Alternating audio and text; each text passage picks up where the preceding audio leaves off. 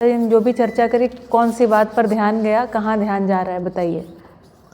रिद्धि आपने कल अटेंड किया था सुहानी ने? हाँ अटेंड किया था, देखे थे आप लोग, ठीक है।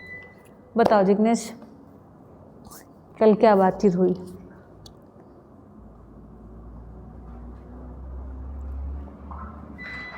आवर्तनशील कृषि के बारे में बात किया प्रेम भैया ने।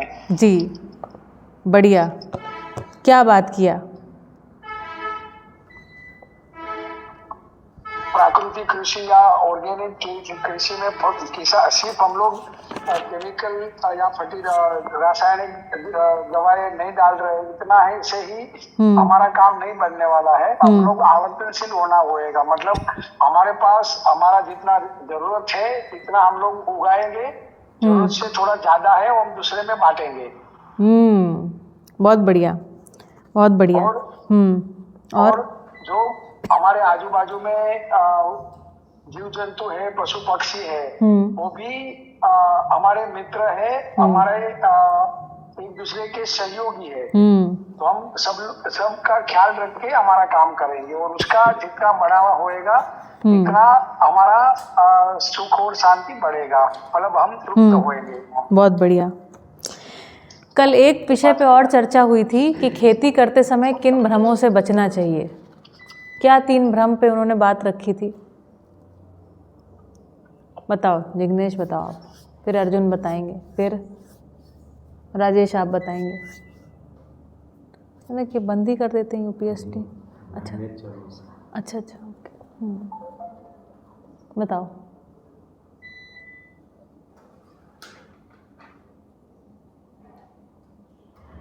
अर्जुन बताओ। एक तो था खेती से पैसा नहीं आता। दूसरे तो यार ऋत्विक बताओ। वही याद। राजेश, कल क्लास अटेंड करी थी? हैं? अटेंड करी थी? क्या बताया जा रहा है?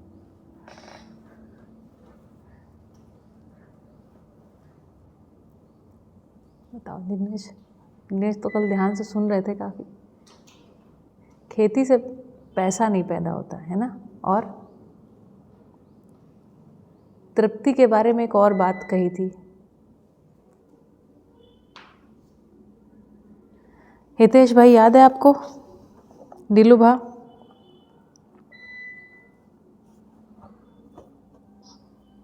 नहीं याद है मुझे। चलिए तो नोट्स लिखिए, नोट्स लिखवाती हूँ, लिखिए। खेती करते समय, माइक म्यूट कर लें। हाँ, खेती करते समय किन भ्रमों से बचना चाहिए? खेती करते समय किन भ्रमों से बचना चाहिए, लिखिए।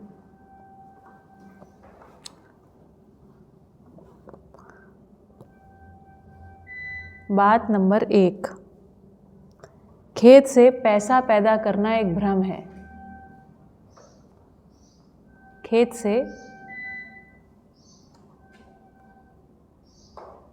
से पैसा पैदा करना एक भ्रम है। खेत से तो क्या पैदा होता है? कह रहे हैं खेती से रोटी, कपड़ा, मकान और औषधि पैदा होता है। पैसा नहीं मिलता खेत से। ठीक है, लिखिए, लिखिए इस बात को। खेत से या खेती से रोटी, कपड़ा, मकान, खेती से रोटी, कपड़ा, मकान और औषधि पैदा होती है, और पैसा उद्यम से आता है। उद्यम मतलब क्या होता है? नहीं भाई, मतलब हाँ, उद्यम मतलब होता है वैसे मेहनत। उद्यम मतलब मेहनत। हाँ, मेहनत, श्रम का नियोजन करने से पैसा आता है। खेती से रोटी, कपड़ा, मकान और औषधि पैदा होती है और पैसा उद्यम से ही आता है। यह आज की स्थिति है। दूसरी बात, पैसे से खाना खरीद कर तृप्ति को पाना भ्रम है। ये भी एक बहुत मज़ेदार बात है, ये एक सार्वभौमिक सत्य है जिसके बारे में ध्यान नहीं जा रहा है। लिखो, पैसे से खाना खरीद कर, पैसे से खाना खरीद कर तृप्त हो पाना भ्रम है।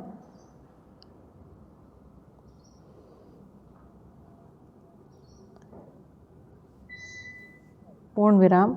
खाना श्रम पूर्वक उगाकर खाने से ही तृप्ति होती है। खाना श्रम पूर्वक उगाकर खाने से ही तृप्ति होती है।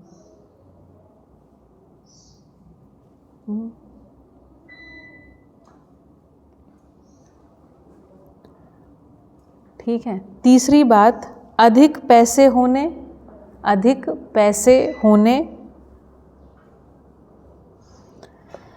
अथवा खेती के तरीके से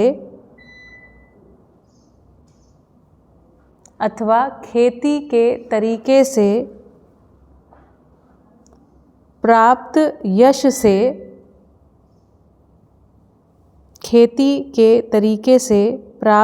यश से तृप्ति ढूंढना भ्रम है। तृप्ति, तृप्ति, गुजराती में तृप्ति, हिंदी में तृप्ति ढूंढना भ्रम है। उपकार से प्राप्त यश ही तृप्ति देता है। उपकार से, मेरा सेंटेंस वापस दोहराया ना जी। अधिक पैसे होने अथवा खेती के तरीके से प्राप्त यश से तृप्ति ढूंढना भ्रम है। ठीक है। फिर कहा है उपकार से प्राप्त यश ही तृप्ति देता है। इसको मैं थोड़ा समझा देती हूँ। उपकार से प्राप्त यश ही तृप्ति देता है। ये बड़ा अद्भुत है ना, कि हमको कभी कभी लगता है कि हम बहुत सारा पैसा कमा लेंगे। अभी तो आप लोग बहुत छोटे हैं, शायद पता नहीं आपने इस चीज़ को अनुभव किया कि नहीं, लेकिन बड़ा क्षणिक सा अच्छा लगता है, थोड़ी देर के लिए अच्छा लगता है। कितने की फसल हमने बेच दी, और इन बातों को थोड़ा आपस में करना, किसान लोग आपस में, खेडूत भाई लोग ऐसी बातें करते हैं ना, हमने इस बार 12 लाख का ये बेचा, 24 लाख का ये बेचा। हमारे एक भाई थे 28 लाख का हर बार खारिक निकालते थे, तो इतना प्राउडली आके बताते थे, लेकिन अंदर अंदर काफ़ी उनको कोई बहुत तृप्ति नहीं रही है ना। और अंत में बहुत शरीर यात्रा के एकदम अंत में करीब 70 साल के थे, और उन्होंने कहा कि जीवन काफ़ी खोखलापन से भरा रहा, और यहाँ के काफ़ी बड़े होटलियर रहे है ना, अभी मैं नाम नहीं लूँगी है ना, लेकिन फिर और उन्होंने ऑर्गेनिक खेती के ऊपर बड़ा तगड़ा काम किया हुआ है ना। उनके फार्म पे अपन जा भी सकते हैं, देख सकते हैं उसका किस तरीके से एग्रो प्रोसेसिंग में भी उन्होंने काफ़ी हाथ पैर बढ़िया मारे, अच्छा किए, लेकिन जीवन में तृप्ति भाई नहीं आई है ना, जीवन में तृप्ति नहीं आई। ठीक है, चलिए आज थोड़ा सा वैसे तो देखिए पढ़ने के लिए तो पढ़ते चले जाएं। मैं आज ये जानना चाहती हूँ, आप लोग ये जो पढ़ रहे हैं इसकी तरफ आपका ध्यान जा रहा है कि नहीं जा रहा है? जा रहा है तो किन बातों पर जा रहा है? क्योंकि देखिए हम लोग धीरे धीरे ये जो लर्निंग है ना, 4 दिन में आपकी पूरी किताब वहाँ ख़त्म हो जाएगी। ठीक है, जो बची खुची रहेगी दूसरे जगह पे जाके ख़त्म हो जाएगी। तो कोर्स ख़त्म करना मुद्दा नहीं है हमारे लिए। अब ये मुद्दा है कि आप कितनी गहराई में स्वयं हमारे साथ चल रहे हैं, किन बातों पर ध्यान जा रहा है। ऋत्विक, किसी बात पर ध्यान गया? आप तो ऑलरेडी 20 सेशन आपके मिस हुए हैं, तो मुझे पता नहीं आपका ध्यान जा भी रहा है कि नहीं जा रहा है, क्योंकि पहले से भाई दिमाग में इतने 12-15 साल की एक ट्रेनिंग हुई है ना, अभी मानसिकता एक प्रकार की बनी है, अब यहाँ एक नई प्रकार की बातचीत कर रहे हैं।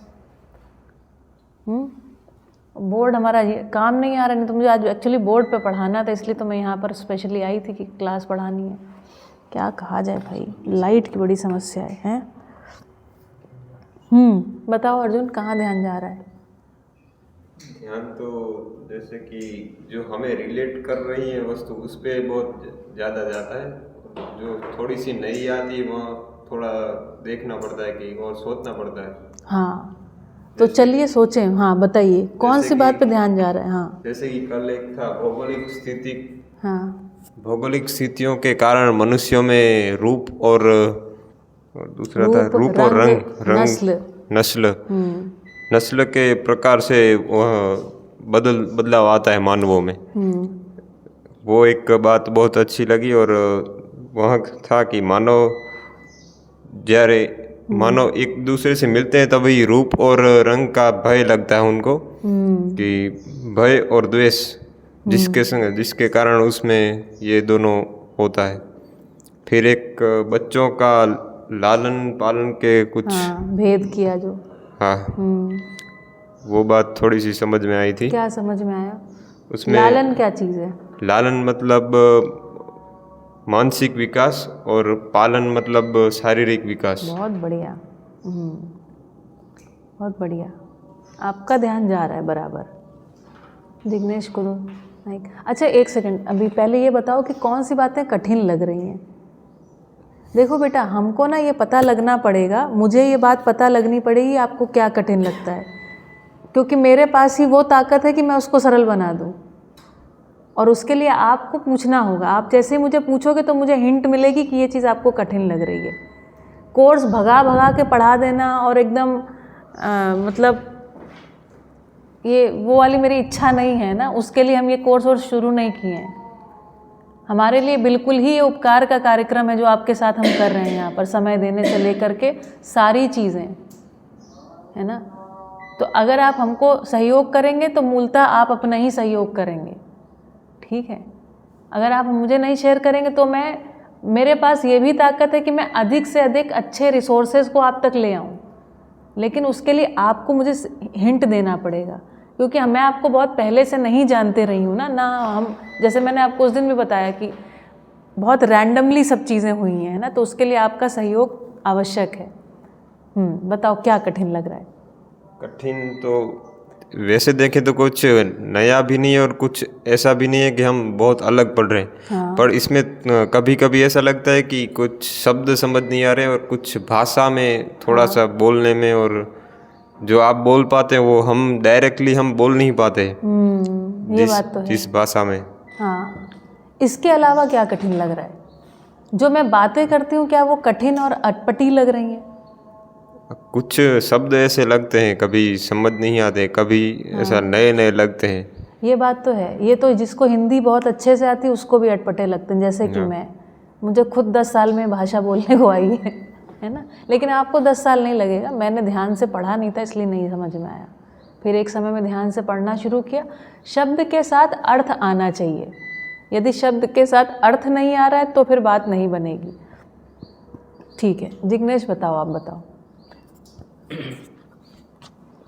अच्छा एक प्रश्न और है, आप लोगों ने जिस आशय से इस जगह पे एडमिशन लिया है ना, धीरे धीरे मुझे वो आशय स्पष्ट हो रहा है। जैसे हमने उस दिन सैटरडे को आपके साथ जो एक्सरसाइज करी तो मुझे मोटा मोटा एक आइडिया लग गया आपके पास कितनी ज़मीन है। अभी धीरे से और आइडिया लग जाएगा, और जैसे जैसे एक्सरसाइजेस करेंगे ना तो हम आपके लिए पूरक तो हो जाएंगे उस कार्यक्रम में।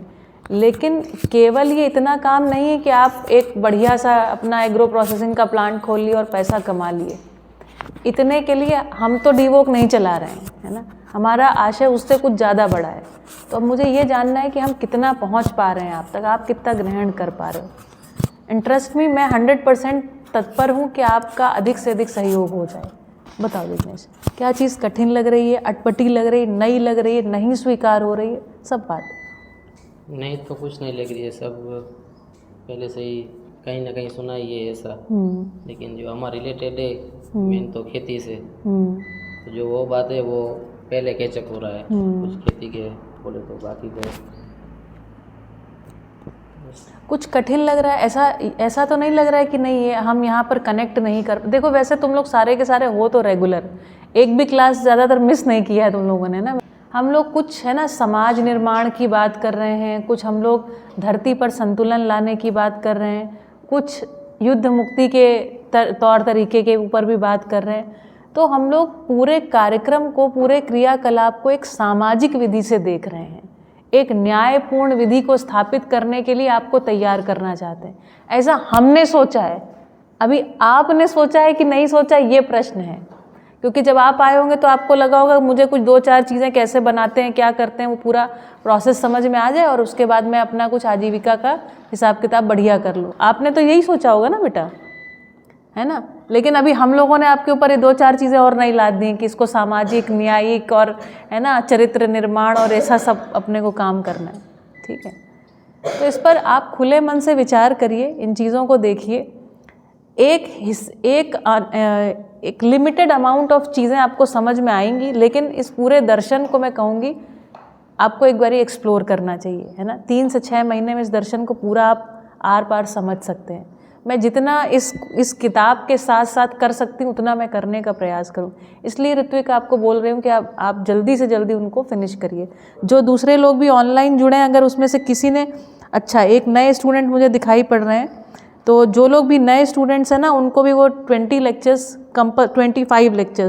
कंपलसरी हैं अगर आप आगे कंटिन्यू करना चाहते हैं। एक बात और, अगर कंटिन्यू नहीं करते और आपको ऐसा लगता है नहीं जी हमको ये सीखना है वो सीखना है, मैं कंटिन्यू नहीं करने दूंगी। मैं कोई दबाव या ऐसे आप मत सोचिए कि मैम हमको हिदायत दे रही हूँ, लास्ट वार्निंग, ऐसा सब नहीं है। आपका इंटरेस्ट ही नहीं बनेगा। आप जो मैं कह रही हूँ, बोल रही हूँ, सब एकदम भारी भारी अजीब सा लगेगा कि क्या बातें कर रही हैं, हमको क्या ज़रूरत है सारी बातें सीखने समझने की, ठीक है। तो ऐसा हो जाएगा, ठीक है। तो जो नए स्टूडेंट्स जुड़े हैं उनके लिए खास ध्यान देने की बात है और अगले 1 हफ्ते के अंदर ये काम कंप्लीट हो जाना चाहिए जो नए हैं। ऋत्विक आपका सैटरडे को मैं टेस्ट लूँगी, है ना, ठीक है। बाकी मूल्यांकन पद्धति के ऊपर एक चीज़, जो असाइनमेंट मुझे आपको देना, मैं आपको असाइनमेंट मैंने कहा मूल्यांकन आप खुद करेंगे। हर समय आप ही मूल्यांकन करके मुझे बताएंगे। आप मुझे बोलोगे कि मैम मुझे ये पूरा समझ में आया है, मैं आपसे बोलूँगी आप मुझे समझा दीजिए। अगर आप मुझे समझा देंगे मैं 100 में 100 नंबर लिख दूँगी आपके। मूल्यांकन मेरे सिस्टम में, मेरा सिस्टम नहीं है, ये बाबा जी का दिया हुआ सिस्टम है। उन्होंने कहा किसी व्यक्ति को कितना समझ में आ रहा है ये कौन बताएगा, हम बताएंगे क्या? मैं नहीं बताऊंगी, आप बताएंगे मुझे कि आपको कितना समझ में आया। आप कहोगे मुझे पूरा समझ में आया तो मैं कहूँगी कि आप समझा दीजिए। आप अगर समझा देंगे तो मैं 100 में 100 नंबर लिख दूँगी। ये मेरा हिसाब किताब है, ठीक है। बाकी मुझे जो इनपुट करने के लिए वो मैं टेस्ट वाला सिस्टम है ही मेरे पास ऑनलाइन, वो जाएगा, है ना। उसमें आप सभी के बहुत अच्छे नंबर भी आए हैं, ठीक है। एक चीज़ लेकिन आपसे अपेक्षित है, वो है नोट्स। एक शानदार नोटबुक या फाइल या जैसे भी आप जितनी सुंदर से सुंदर, बढ़िया से बढ़िया फाइल बनाएंगे उसके मार्क्स मैं दूंगी, है ना। क्योंकि मैं ये चाहती हूँ कि एक बढ़िया आपके पास भी एक इनपुट रहा और हम किसी को दिखा भी पाएँ कि आपने साल भर में क्या किया, तो उसको आपको करना है। तो जो पहला असाइनमेंट है, ये 4-5 ये पेजेस, यहाँ पर 1 पेज, 2 पेज, 3, 4 और 5, ये मैंने इसका कुछ हिस्सा आपको लिखवा भी दिया है। इसको बिल्कुल एज इट इज़ आपको कॉपी करके इसमें आप लोग काफ़ी क्रिएटिव उम्मीद करते हैं होंगे, कहाँ ज़रूरत पड़े वहाँ पे कोई चित्र बनाना आदि, ये आपको काम करना है। तो आपके असाइनमेंट 2 हिस्से में होंगे। पहला असाइनमेंट होगा जो हमने 20 सत्रों में किया है, उसका एक असाइनमेंट, आवर्तनशील अर्थशास्त्र का ये पहला ये असाइनमेंट है। ऐसे 4 से 5 असाइनमेंट्स आपके बनेंगे, ठीक है। उसके जो भी मार्क्स होंगे मैं उसको एज एन असाइनमेंट पेपर, जो भी मार्क्स मुझे एंट्री क्योंकि यूनिवर्सिटी में भी भेजने हैं ना आपके नंबर, इंटरनली तो मैं आपको जैसे आप मुझे समझाओगे तो वैसा मैं नंबर दूंगी। सब कुछ देख के ये मैं आपको भेज दूंगी, इसके फ़ोटो खींच के भेज दूंगी। आप आराम से देख के बढ़िया से लिखिए। जैसे मान लो मैंने यहाँ पर एक जैसे उदाहरण के लिए अब आपको बताती हूँ नंबर मैं कैसे दूंगी, मुझे क्या अच्छा लगता है वो बता देती हूँ। जैसे लिखा है आवर्तनशील किसान की स्वायत्तता के 5 लक्षण, तो इसमें लिखा है विचार की स्वायत्तता। पहला चीज़, स्वायत्तता मतलब freedom. Who is a free farmer, एक स्वायत्त किसान कौन है? तो लिखा है अर्थात खेत में क्या बोना है, कितना बोना है, कैसे बोना है आदि का निर्णय बाजार से नियंत्रित ना हो, ये किसान है स्वायत्त किसान। तो अगर यहाँ पर कोई बढ़िया सा है ना, जैसे उसके बाद आया बीज स्वायत्तता, ऊर्जा स्वायत्तता, जल स्वायत्तता, खाद स्वायत्तता। तो अभी मान लीजिए आप में से कोई स्टूडेंट ऐसा है जो एक ऐसे सर्कल बनाता है, उसमें एक हिस्सा में खाद डालता है, एक में वहाँ पर बीज लिखता है, वहाँ एक जगह लिखता है ऊर्जा का कुछ स्रोत बना देता है ना, और विचार के लिए से थॉट एक चित्र बनाता है। तो ये मुझे ज़्यादा अट्रैक्टिव असाइनमेंट दिखाई पड़ेगा। इसके मैं आपको क्रिएटिविटी के लिए इसमें छोड़ रही हूँ, ठीक है। तो मैं आपकी क्रिएटिविटी के, आपके सोच विचार के नंबर डालूंगी उसमें। ये तो मैंने दे दिया ना आपको, फ्री फंड का हो गया पूरा आपका लिखा लिखाया कंटेंट, इसके मार्क्स नहीं है, ये तो करना है, ठीक है। ऐसी बात है, वो फाइल आपके लिए एक उपयोगी फाइल की तरह हो जाएगी, आगे चल कर के भी आपके लिए उपयोगी हो जाएगी, ठीक है। ठीक, और 20 लेक्चर्स वाला जो नोट्स हैं वो आपको बनाने हैं। मेरा सबमिशन, मेरे लिए आप सबमिट करिएगा 10 जनवरी, ठीक है। हो गया ना, कितना समय हो गया आपको, खूब समय दे दिया मैंने। 20 सत्रों का जो कुछ भी निचोड़ है हर एक सत्र का, वो नोट्स आपको बना करके वो देने हैं, और उसके बाद फिर एक दूसरा अलग से नोटबुक या फाइल बनाइएगा जिसमें आवर्तनशील अर्थशास्त्र के ये हैं, ठीक है। समय काफ़ी है आपके पास कि कम है? तो आपको वो सारे एक बारी रिवाइज करने होंगे, हैं बाबू बेटा? कम है? कितना लिखना है? कम से कम आपको लिखने के लिए, आप अगर नोटबुक वाले इसमें लिखेंगे ना, कम से कम 25 से 30 पेजेस हो जाएंगे पहले वाले में, और दूसरे वाले में कम से कम 5 से 10 पेजेस हो जाएंगे। 10 पेज का होगा तो 40 पेज का टोटल असाइनमेंट बनेगा आपका, दोनों मिलके। तो बेटा राइटिंग थोड़ी अच्छी बना के लिखो, जितना बेटा आपसे बन जाए लिखो। अब क्या, आज राइटिंग के ऊपर तो फोकस कर नहीं सकते अब आज की तारीख में। आपको गुजराती में लिखना है तो गुजराती में लिखिएगा, लेकिन मेरी सलाह है हिंदी में लिखिएगा, सलाह है मेरी, ज़बरदस्ती नहीं है। आपको अगर कंफर्ट आता है कि मैं इसको गुजराती में नोट्स बनाऊँ तो नोट्स गुजराती में बनाइएगा, क्योंकि मेरे सारे लेक्चर तो हिंदी में ही हैं, ठीक है। तो आपको अगर वो कंफर्टेबल लगे तो आप ज़रूर उसको करिए, लेकिन फिर साफ साफ लिखिएगा। मैं गुजराती बहुत अच्छे से पढ़ सकती हूँ, साफ साफ गुजराती, गंदी संदी गुजराती मेरे से पढ़नी, मुझे बहुत कंटाला आता है, ठीक है। मैं नहीं पढ़ सकती खराब गुजराती, ठीक है। अगर मैं पढ़ूंगी नहीं तो आपको ठीक नंबर नहीं मिलेंगे, ये भी एक समस्या है, ठीक है। तो मेरा पढ़ना भी ज़रूरी है। बस अभी जैसे ही लेक्चर ख़त्म हो जाएगा फ़ोटो खींच के डाल दूँगी मैं, ठीक है। 10 जनवरी डेट ठीक है? बाकी और असाइनमेंट्स के लेक्चर वो डेट वेट आ गई है आपकी, कब तक ख़त्म होगा? ठीक है, आ गई है, बहुत बढ़िया बात है। बताओ राजेश, आपको क्या चीज़ कठिन या आसान या कैसी लग रही है? दो बेटा माइक दो जरा जिग्नेश, क्योंकि राजेश आप क्लास में पार्टिसिपेट बहुत अच्छे से करते नहीं हैं आप, है ना, थोड़ा डर लगता है, क्या लगता है?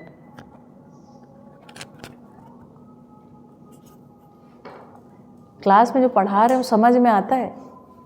थोड़ा थोड़ा आता है। थोड़ा थोड़ा मतलब क्या? जो नहीं आता तो बेटा पूछेगा कौन वो? मैंने एक दिन आपसे कहा था ना, देखिए अगर आप उस दिन सैटरडे को एक बात मैंने कही थी, ये जो विधि है ना, पूरा ये जो दर्शन बात कर रहा है वो परिवार विधि की बात कर रहा है। आपको देखो, एक there has to be a leap of faith. Leap of faith का मतलब एक आस्था की छलांग तो आपको लगानी पड़ेगी। आपको ये मानना पड़ेगा कि अगर आप मुझे पूछेंगे तो मैं समझा लूँगी आपको, अगर आप पूछोगे नहीं तो फिर मैं नहीं समझा पाऊँगी, ठीक है। और अगर आप पूछोगे तो मैंने अभी तक डांटा तो किसी को नहीं होगा कि आपने पूछा कैसे, ये बात डांटा मैंने नहीं डांटा ना, मैं डांटूंगी भी नहीं। अगर मुझे नहीं आएगा तो मैं खुद पूछ के कुछ खुद सोच के आऊँगी। मैं खुद बहुत सारी चीज़ें अभी भी सीख रही हूँ, क्योंकि दुनिया की हर बात जानना संभव नहीं है ना, उसके लिए गूगल बना लिया है आदमी ने, लेकिन दुनिया की हर बात को समझना संभव है। मतलब इन्फॉर्मेशन सारी नहीं हो सकती है मेरे पास, लेकिन मोटी मोटी सूचना आपको दे पाऊंगी। तो आपको पूछना होगा राजेश, है ना। बाकी जो ऑनलाइन भी जुड़े हैं ना, उनके लिए भी ये बात इक्वली लागू होती है। आपको कोई भी शब्द अगर लगता है कि ये शब्द बहुत भारी हो रहा है, जैसे एक शब्द है संस्कारानुषंगीयता, क्या मतलब है इसका? कौन बताएगा? हम लोगों ने इस शब्द पर आए हैं ना, संस्कारानुषंगीयता, बताओ प्रवीण।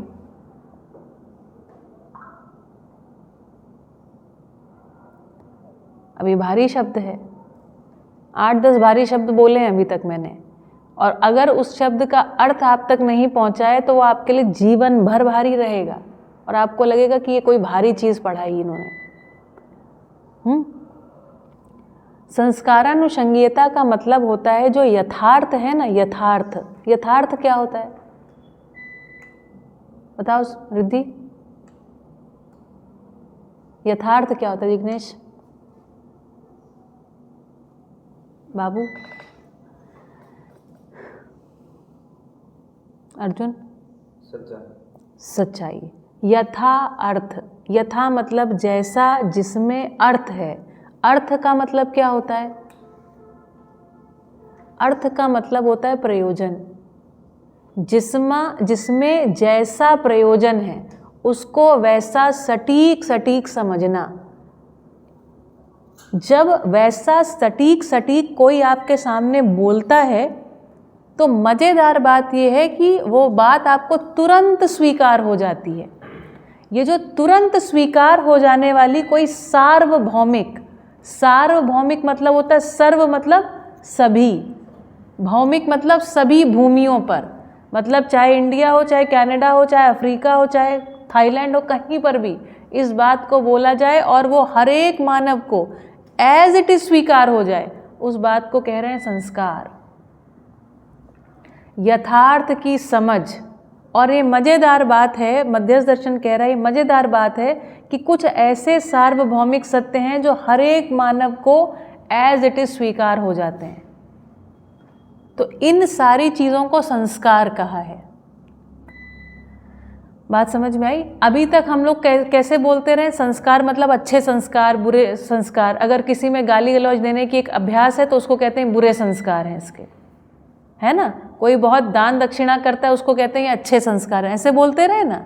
मध्यस्थ दर्शन में जब संस्कार शब्द का इस्तेमाल किया जा रहा है, या आवर्तनशील अर्थशास्त्र में जब संस्कार शब्द का इस्तेमाल किया जा रहा है, उसका मतलब होता है सभी मानवों में कोई सच्चाई है जो हर एक मानव को स्वीकार हो जाती है, उसको कह रहे हैं संस्कार। अब बताओ मुझे यथार्थ का मैंने उदाहरण क्या दिया था, बताओ। आप बहुत ध्यान से सुन रहे थे, आपने दोनों बार ध्यान से सुना था, याद करो। कौन सी चीज़ें हैं जो हमने यथार्थ नहीं समझी हैं जिसके कारण से समस्या उत्पन्न हुई है? बताओ, याद करो, तुम्हें याद आएगा।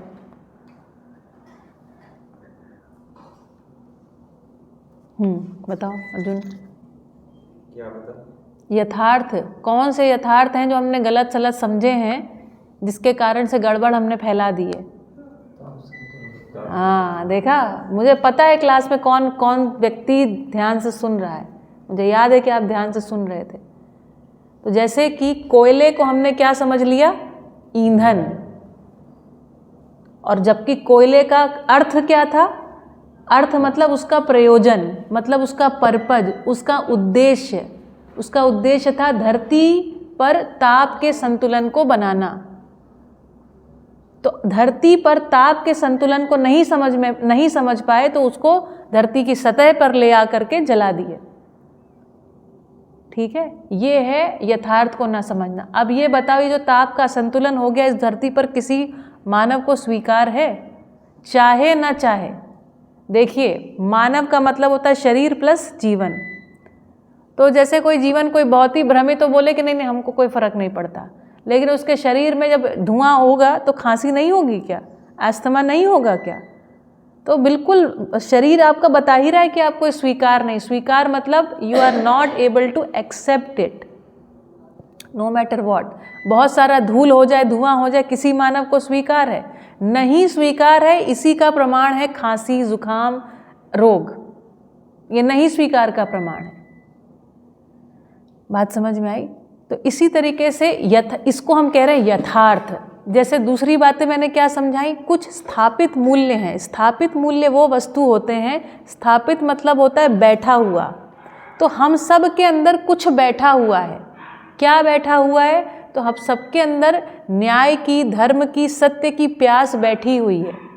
हम सबके अंदर ये बैठा हुआ है कि हमको विश्वास पूर्वक संबंध में जीना है।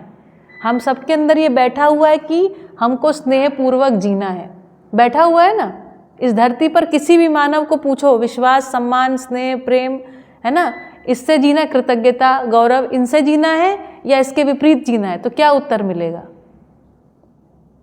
सभी मानवों में एक ही उत्तर मिलता है कि हमको ट्रस्ट से जीना है, हमको हम चाहते हैं कि हम अगर किसी के लिए कुछ कर रहे हैं तो वो हमारे प्रति कृतज्ञ हो, कृतज्ञ जिसको हम गुजराती में बोलते हैं, कृतज्ञ नहीं, कृतज्ञ। कृतज्ञ मतलब कृतज्ञ, ग्रैटिट्यूड। ये हम चाहते हैं कि नहीं चाहते हैं कि एहसान फरामोशी हमको स्वीकार है? हमको स्वीकार नहीं, इस धरती पर किसी मानव को नहीं स्वीकार है, ऐसा ये दर्शन बता रहा है। तो ये वाला जो यथार्थ है ना, ये हमारी शिक्षा से मिसिंग है। तो एक जब हमने ताप संतुलन, कोयला, पेट्रोलियम और रेडियो एक्टिव एलिमेंट्स जो होते हैं, धरती के गर्भ में जो विकरणीय पदार्थ होते हैं, उनको हमने नहीं समझा उनका प्रयोजन। मैंने आप लोगों को क्लास में बताया विकिरणीय पदार्थों का क्या प्रयोजन होता है, बताया? जनक सर ने तो बताया होगा, क्या बताया? ओजोन वाले, मुझे याद नहीं बेटा। नीचे से जैसे प्लूटोनियम है, यूरेनियम, उसमें से प्रोटॉन निकलते रहते हैं और दूसरे को तोड़ते रहते हैं, उसका हाफ लाइफ होता है। विकिरणीय पदार्थ जानते हैं, नहीं जानते हैं? जिसके कारण अभी बहुत सारे देशों में आंतरिक समझौते हो रहे हैं और धरती के गर्भ में से उसको निकालते हैं, है ना, और निकाल के न्यूक्लियर रिएक्टर बना रहे हैं, उससे एटम बॉम्ब बनाए जा रहे हैं, उन विधियों से हम ऊर्जा को उत्पन्न करने की चीज़ें बना रहे हैं। इससे क्या होता है, जब इन चीज़ों का इस्तेमाल किया जाता है तो इसका एक बाई प्रोडक्ट होता है ना, बाई प्रोडक्ट को बोलते हैं वेस्ट। उससे होता है विकिरणीय प्रदूषण, जो कि मानव जाति के लिए बहुत घातक है। अभी मेरे पास ज़रा भी लाइट होती ना तो मैं आपको एक छोटी सी डॉक्यूमेंट्री दिखाती। अब मैं डॉक्यूमेंट्री को आपको वीडियो में भेजूंगी, उसको ज़रूर देखिएगा, ठीक है? कि जिन गांवों से उसको निकाला जा रहा है, वो वस्तु जो होती है वो भी धरती में ताप के पाचन का काम करती है।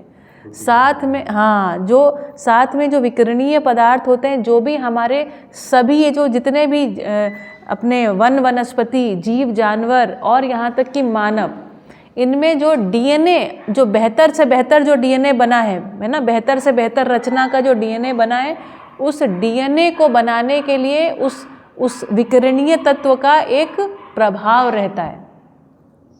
अगर वो विकिरणीय तत्व नहीं रहेंगे, विकिरणीय पदार्थ धरती के गर्भ में नहीं रहेंगे, तो कोई भी आगे एडवांसमेंट की संभावना नहीं है। संभावना तो आप छोड़ दीजिए, लोगों को विकलांग होते चले जा रहे हैं ना लोग। जापान में हिरोशिमा का हुआ ना, उसके बाद हाँ, ये तो इनको एग्जाम, आपको पता ना, जापान में 2 एटम बॉम्ब, जापान के 2 शहरों हिरोशिमा और नागासाकी पर एटम बॉम्ब गिराए गए, ठीक है? तो ये सारी समस्याएं हमारे ऊपर मंडरा रही हैं।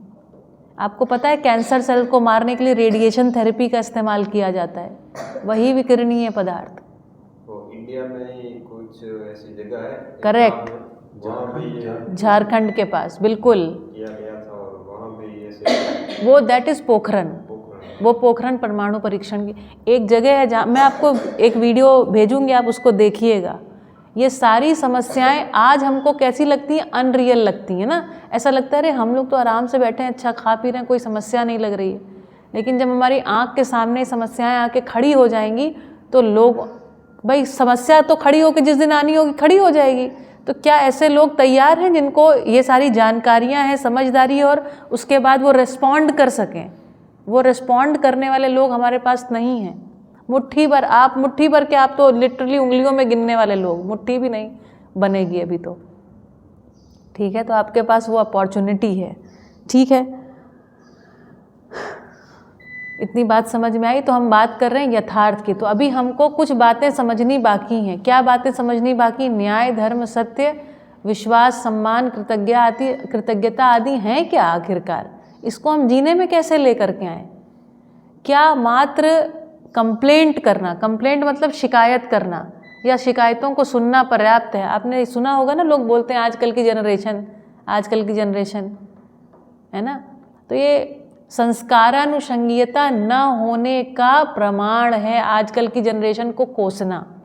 संस्कार मतलब होता है सही, यथार्थ, पूर्ण, सटीक समझ, ठीक। यदि वो सटीक समझ को हम अगली पीढ़ी को नहीं देते हैं तो अगली पीढ़ी हमसे सुनती नहीं है।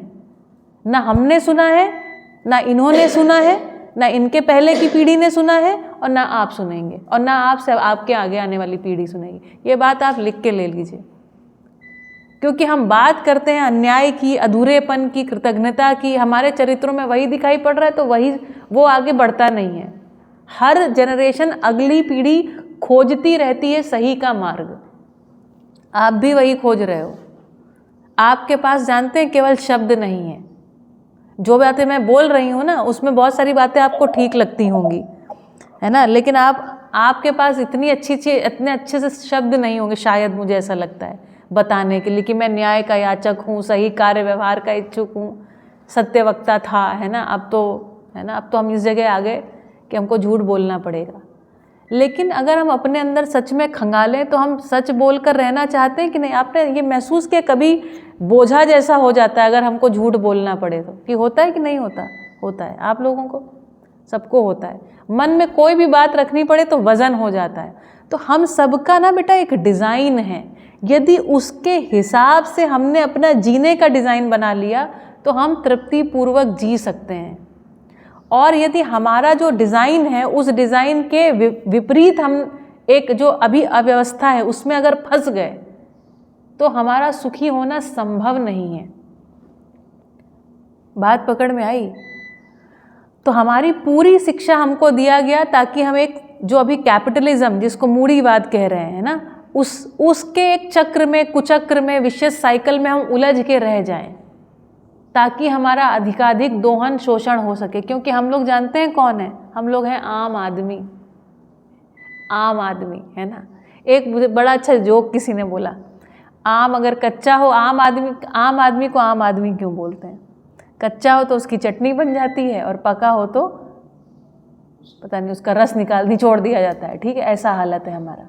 दिस वॉज अ जोक, है ना, कि उसको आम आदमी बोलते हैं। ऐसा है।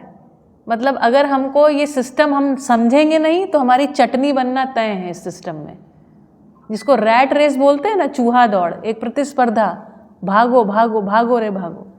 ये दौड़ तय है आपके जीवन में। और अगर बहुत पका है तो फिर उसको निचोड़ देता है ना समाज। तो हमारे पास समझदारी भी होनी चाहिए और समझदारी का प्रमाण भी होना चाहिए। प्रमाण मतलब हमारा जीने का तरीका ऐसा हो, हम अपने आप को अकेला ना पाएं। अगर हमने अपने आप को अकेला पाया तो ना कभी हम सुरक्षित महसूस करेंगे, है ना ही कभी सुखी महसूस करेंगे। ये बड़ा अद्भुत है, क्योंकि आदर्शवाद में इससे पहले कहा गया कि अकेले आप सुखी हो सकते हैं। अपना आँख बंद करिए और परमात्मा का भजन करिए। परमात्मा क्या है पूछने गए तो बोले वो नहीं बता सकते क्या है। ऐसा ही है ना, सत्य को बोला नहीं जा सकता।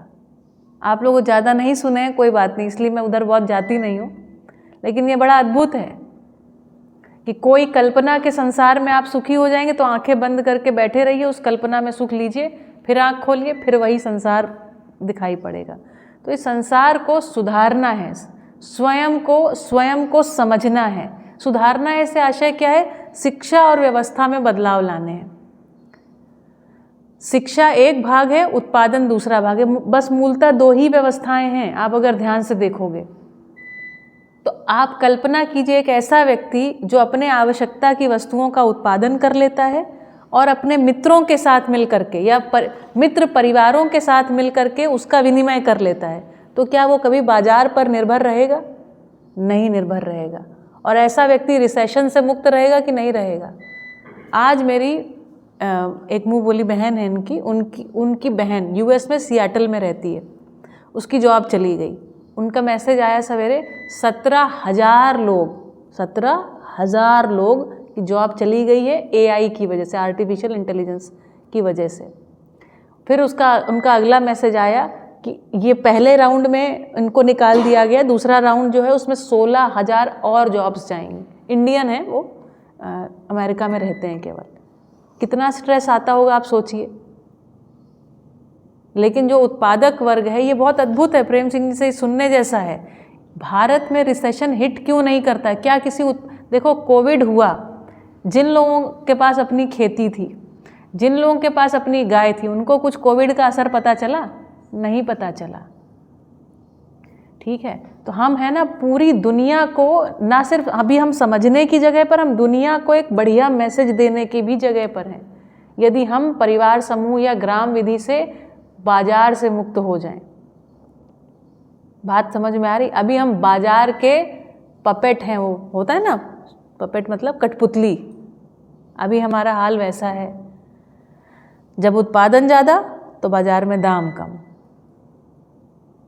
है ना। तो अभी हमको एक भाग तो ये ऑर्गेनिक खेती सीख लो, दूसरी बात ये भी है आवश्यकता की वस्तुओं का उत्पादन करो, तीसरी बात ये है जो अभी हमको सीखनी शेष है, लेट्स सी हमको वो कौन सिखाएगा। अभी हमारी जो फसलें, जो उत्पादन होना चाहिए वो इस विधि से होना चाहिए कि जो क्लाइमेट चेंज, जो क्या बोलते हैं जलवायु परिवर्तन जो हो रहा है, उसमें ऐसी क्रॉप्स चाहिए जो स्ट्रांगली खड़ी रहें। दूसरी बात वो इक्वली वो पौष्टिक हों हमारे लिए, उनसे हमारा पेट भी भरे, ठीक है। तो उन वस्तुओं को पॉपुलराइज करना, उन वस्तुओं की एग्रो प्रोसेसिंग करने में सक्षम होना, क्योंकि ये ट्रेंड बहुत लंबा समय चलेगा नहीं, और ये अगर चला तो ये धरती रहेगी नहीं। चॉइस आपकी है कि आप समाधान के पाले में खड़े होना चाहते हो या समस्या क्रिएट करते रहना है, वो आपका चॉइस है। बड़ा मतलब निर्णय है अपनी ज़िंदगी का। मुझे पता नहीं, मेरे को अभी भी अंदर से लगता है पता नहीं आप लोग इतने छोटे हैं, ये निर्णय कर भी पाएंगे कि नहीं कर पाएंगे, मुझे पता नहीं है होगा कि नहीं। मैं अपनी उम्र में एक करीब 23 साल की उम्र में मुझे निर्णय हुआ था, आप लोग अभी भी 19-20 साल के ही हैं, वैसे 21 साल के भी हो जाएंगे अगले साल, जब तक आएगा हो सकता है आप ये निर्णय कर पाएँ, है ना। और मुझे हमेशा इस बात की खलिश रही, काश मुझे पहले किसी ने सारी बातें समझाई होती, है ना। तो मुझे एक तरफ बड़ी आशा भी लगती है, दूसरी तरफ ये भी लगता है कि अगर आपके दिमाग में इतनी सारी कल्पनाएं भरी हैं, है ना, सुविधा और संग्रह और पता नहीं किस किस चीज़ की, तो फिर निकलना बड़ा कठिन होगा। जानते हैं क्यों? क्योंकि ये सारा ज्ञान तो आप ले रहे हैं, आपके माता पिता तो ले नहीं रहे, आपके भाई बहन तो ले नहीं रहे। अब आप बोलने जाएंगे उनके सामने ऐसी बातें तो वो कहेंगे क्या बातें करने लग गया है, ये भी तो हो जाएगा अंतर, है ना। तो इन सारी वस्तुओं पर जो चर्चा है ना, वो एक पारिवारिक विधि से होनी चाहिए, है ना। तो इसलिए अब देखिए ये भी बड़ा अपने आप में बड़ा क्या बोलना चाहिए, क्या कहेंगे हिंदी गुजराती में, कि सामान्य नहीं है ना। हाँ, लेकिन हमको इसको पारिवारिक विधि से निर्णय लेने के अभ्यासों को करना होगा। पूरे परिवार में बैठ करके इन सारे बिंदुओं की चर्चा करनी होगी। क्या बाजार से मुक्त हमारी खेती हो सकती है, और ऐसे सर्कल को डेवलप करना, तो आपको ही इन सारी बातों को आपके अपने गांव के सामने, लोगों के सामने रखने का भी एक अभ्यास करना अपेक्षित है। आपसे अपेक्षा है कि आप लोगों को लीड करें, नेतागिरी नहीं, लीडरशिप, है ना। नेतागिरी एक चीज़ होती है, अपना बड़ा वट हो गया ना, वो नहीं चाहिए। लीड करना मतलब लोगों को समझाना, बताना, रास्ता दिखाना, और उसके लिए आपको स्वयं खड़े होना पड़ेगा, ठीक है। हम जब ऑर्गेनिक खेती करते थे, कम से कम 4 से 5 लोगों को हमने प्रेरित किया। तब हम ये सब इतना ज्ञान नहीं जानते थे, केवल हमको अच्छा अपनी ज़िंदगी में करना था।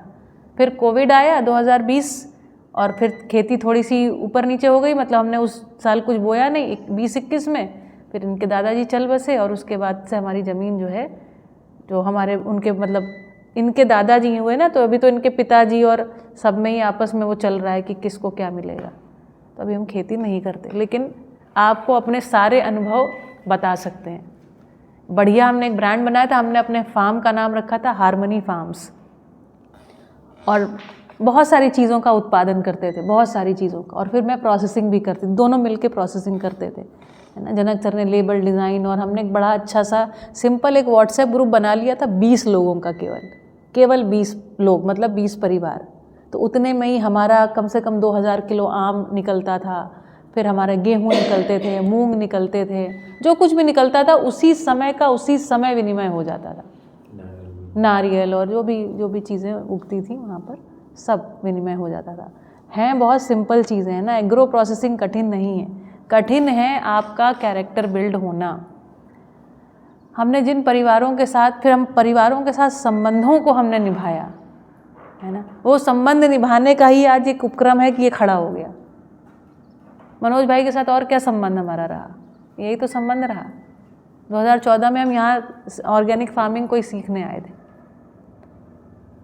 ठीक है, अभी हम यहाँ बैठे हुए हैं, ठीक है। चलो ठीक है, तो हम बात कर रहे हैं संस्कारानुषंगीयता की। संस्कार का मतलब होता है सही, सटीक, संपूर्ण, यथार्थ समझ, न्याय, धर्म, सत्य की अवधारणा, ऐसा क्रियाकलाप जिससे इस संसार में कोई दुखी ही ना हो। जैसे आप किसी से भी है ना, आप किसी का सहयोग करने जाओगे, आपको क्या लगता है कोई दुखी होगा? कोई भी व्यक्ति, किसी का भी आप सहयोग कीजिए, छोटा हो, बड़ा हो, अमीर हो, गरीब हो, कहीं का भी हो, सहयोग इस दुनिया में सबको अच्छा लगता है। किसी के साथ सहभागिता, सहकारिता करेंगे, उसको अच्छा लगेगा कि बुरा लगेगा? अच्छा ही लगेगा। ये डिज़ाइन है हमारा। तो उस डिज़ाइन के अनुसार रिस्पॉन्ड कर पाना। अभी जानते हैं हम कैपिटलिस्टिक माइंडसेट से कैसे हम रिस्पॉन्ड नहीं करते हैं, हम रिएक्ट करते हैं, खींच जाते हैं, है ना। और ये सारी समस्याओं से पूरी दुनिया त्रस्त है। आपका ब्रेन एक प्रकार से डेवलप हुआ है, ब्रेन नहीं, आपका मन, आपका मानसिकता एक प्रकार से डेवलप हुआ है, और जो वर्कर है उनका भी मानसिकता एक प्रकार से डेवलप हुआ है। जो काम करने वाला है उसको क्या लगता है, कम से काम करूं, कम से कम काम करूं, अधिक से अधिक पैसा पा जाऊं। जो काम करवाने वाला है उसका मन क्या रहता है, कम से कम पैसा दूं, ज़्यादा से ज़्यादा काम लो। तो दोनों में ऐसे तकरार भिड़ी रहती है। अच्छा, आपने कभी ये देखा आपके घर में आपके भाई बहन कैसे काम करते हैं जब आप लोग घर में मिलजुल करके काम करते हैं? बड़ा सरल है। जैसे अभी हम 3 बहनें हैं, शादीशुदा हो गए हैं सारे बहनें, हैं ना। तो मेरी बहन आती है, तो मेरी बहन आराम नहीं करती है, आ करके उसको ये लगता है दीदी का मैं क्या अधिक से अधिक काम कर दूं। एक बारी आई तो मेरी तबीयत नहीं अच्छी थी, सुबह आई 7 बजे और मेरा ऊपर क्लास चल रहा था। 1.5 घंटे क्लास के 2 घंटे की क्लास में उसने आने के बाद मेरा किचन थोड़ा ठीक ठाक कर दिया। उसके बाद उसने नाश्ता बना के रख दिया, खुद नहा धो लिया, सारे लोग नहा धो लिए, सब मतलब जितना काम उससे वो 1.5 घंटे में हो सकता था उसका 2 गुना काम उसने करके रख दिया उतनी देर में। फिर आई है ना, कहती तुम्हारी तबीयत कैसी है, ये नाश्ता करो, दवाई खाओ, आराम करो, मैं खाना बनाए देती हूँ। ये क्या है? ये है संबंध। ये होता है कि नहीं होता है? जब संबंध होता है तो आदमी अधिक से अधिक काम करना चाहता है, और लेना क्या चाहता है? कुछ भी नहीं। ये संबंध की खूबी है। हमारी समस्या ये है बेटा कि हमको संबंधों को बनाना सिखाया ही नहीं गया। क्या आपको, क्या हमको? हम भी तो इसी सिस्टम से पढ़ के आए हैं ना। हमको ये सर क्यों फोड़ना पड़ा इतना समय? समझ में आ गया भाई कि हमको कुछ भी नहीं समझ में आया। हम अति व्यक्तिवादी होकर के अंत में तैयार हो गए। क्या पैसा बढ़िया कमाए? हाँ कमाए। नाम शोहरत हुआ? हाँ हुआ। गाड़ी बंगला? हाँ हुआ। वो तो हमारे 3 पीढ़ी पहले से ही सब कर रखे थे। 3-4 पीढ़ी पहले से इतनी व्यवस्था थी कि वो अगली पीढ़ियाँ खा लें बैठ के। हम लोग आखिरी पीढ़ी है जो बैठे हुए हैं आराम से, ठीक है ना। बात ये कि तृप्ति हुई क्या? तृप्ति नहीं हुई। हमको कई बारी गलतियों को, जितनी भी गलतियां हैं ना जो समाज में हो रही हैं, उनको मेंटली करना होता है। जैसे हमको देखना पड़ेगा कि जैसे हमें लगता है कि इतना पैसा हम कमा लेंगे तो सुख हो जाएगा, तो हमको ऐसे कल्पना करनी चाहिए कि इस व्यक्ति ने इतना कमा लिया तो एक बारी जाके पूछ आता हूँ। अंबानी ने इतना कमा लिया। देखिए अंबानी का अगर आप पूरे सारे प्रोजेक्ट को एक बार स्टडी करेंगे ना तो ऑलमोस्ट ऐसा है कि पूरे इंडिया में सारा कारोबार उसी का हो जाए। कल मेरे पास एक डेंटिस्ट हैं, मेरी दीदी, उनका फ़ोन आया अहमदाबाद से। क्या बताया उन्होंने कि अभी जो अंबानी और ऐसे जो बड़े बड़े ग्रुप्स हैं ना, इन लोगों ने जो डेंटिस्ट होते हैं ना, डेंटिस्ट या जो डॉक्टर्स होते हैं, इनकी अलग अलग दुकानें होती हैं, प्रैक्टिस करते हैं ये लोग। तो अभी ये लोग क्या चाहते हैं कि कोई भी डेंटिस्ट, कोई भी ऐसा अपनी अलग प्रैक्टिस ना करे। सब लोग क्या करें, ये लोग बड़े बड़े हॉस्पिटल्स बनाएंगे और सब लोग इनके अंतर्गत आ करके जॉब करें। उन्होंने बोला ये 2 से 3 साल में हो जाएगा। उन्होंने मुझे ये फ़ोन करके पूछने के लिए फ़ोन किया था कि मुझे क्या करना चाहिए, आप क्या सलाह देते? बताओ क्या सलाह देते हैं हम? क्या सलाह देनी चाहिए?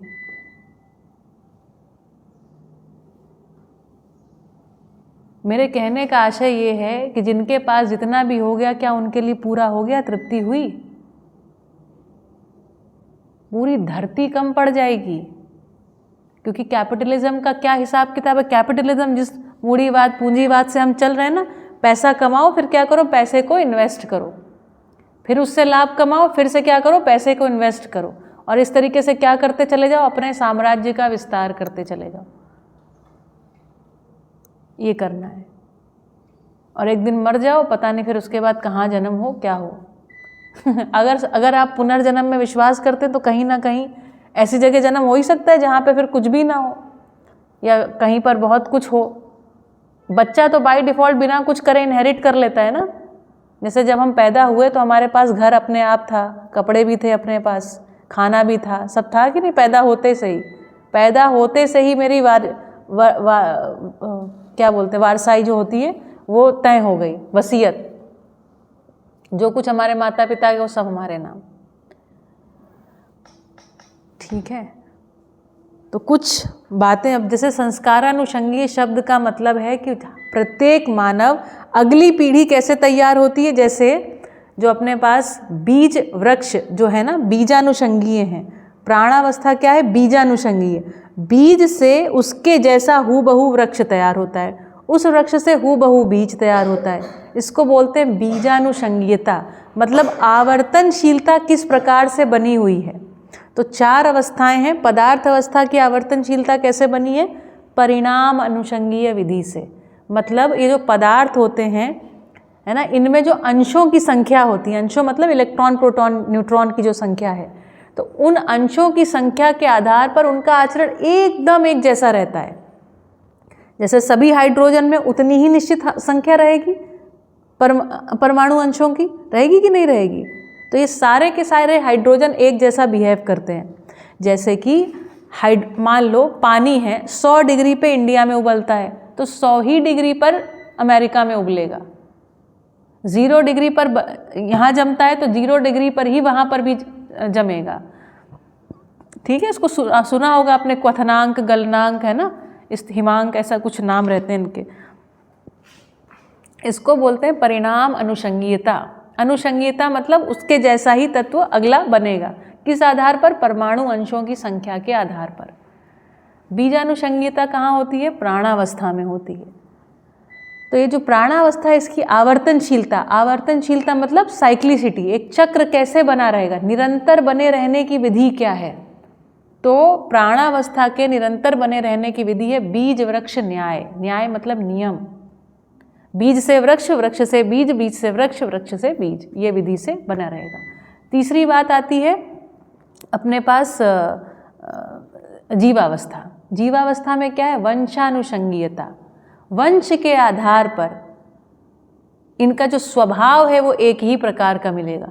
बिल्ली को आप शिकार करना सिखाओ चाहे ना सिखाओ, वो चूहा मार के खाना जानती है। आप करके देख लीजिए। ठीक है, बिल्ली को झपट्टा मार के चिड़िया को, बच्चे को पकड़ के वो खा लेगी। आपको उसको सिखाना, वेजिटेरियन नॉन वेजिटेरियन आप नहीं बनाते हैं, उसके वंश परंपरा में ये बात रहती है। ठीक है, तो वंश विधि से ये अपने आप को हूबहू मल्टीप्लाई कर लेते हैं। तो गाय का बच्चा हूबहू गाय जैसा होता है। उस गाय के बच्चे में अपनी माँ से अलग कोई ट्रेट देखने को नहीं मिलेगा।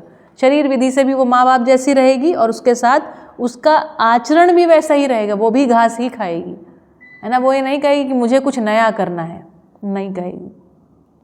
हर कुत्ते का बच्चा वही मिट्टी कीचड़ पानी में खोद खोद के बैठ रहा है, ठंडक ले रहा है। किसी ने नहीं कहा हमको एसी बनाना है। ठीक है, इसको कह रहे हैं वंशानुषंगीयता। अपने आप को मल्टीप्लाई करने की, और मल्टीप्लाई करने के साथ अपने आप को बनाए रखने की विधि क्या है, आवर्तनशील अपने आप को बनाए रखने की क्या विधि है। तो मध्यस्थ दर्शन सहअस्तित्ववाद कह रहा है कि जो मानव है वो संस्कारानुषंगीय विधि से मल्टीप्लाई होता है।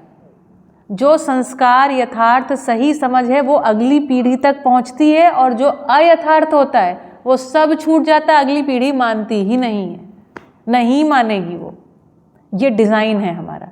इसीलिए हम लोग आदि मानव जैसे नहीं हैं, नहीं तो हम सब भी पत्ते अत्ते पहने घूम रहे होते अभी, लिए भाला आला अपना शिकार कर रहे हैं, खा रहे हैं, कुछ कर रहे होते, पता नहीं क्या कर रहे होते।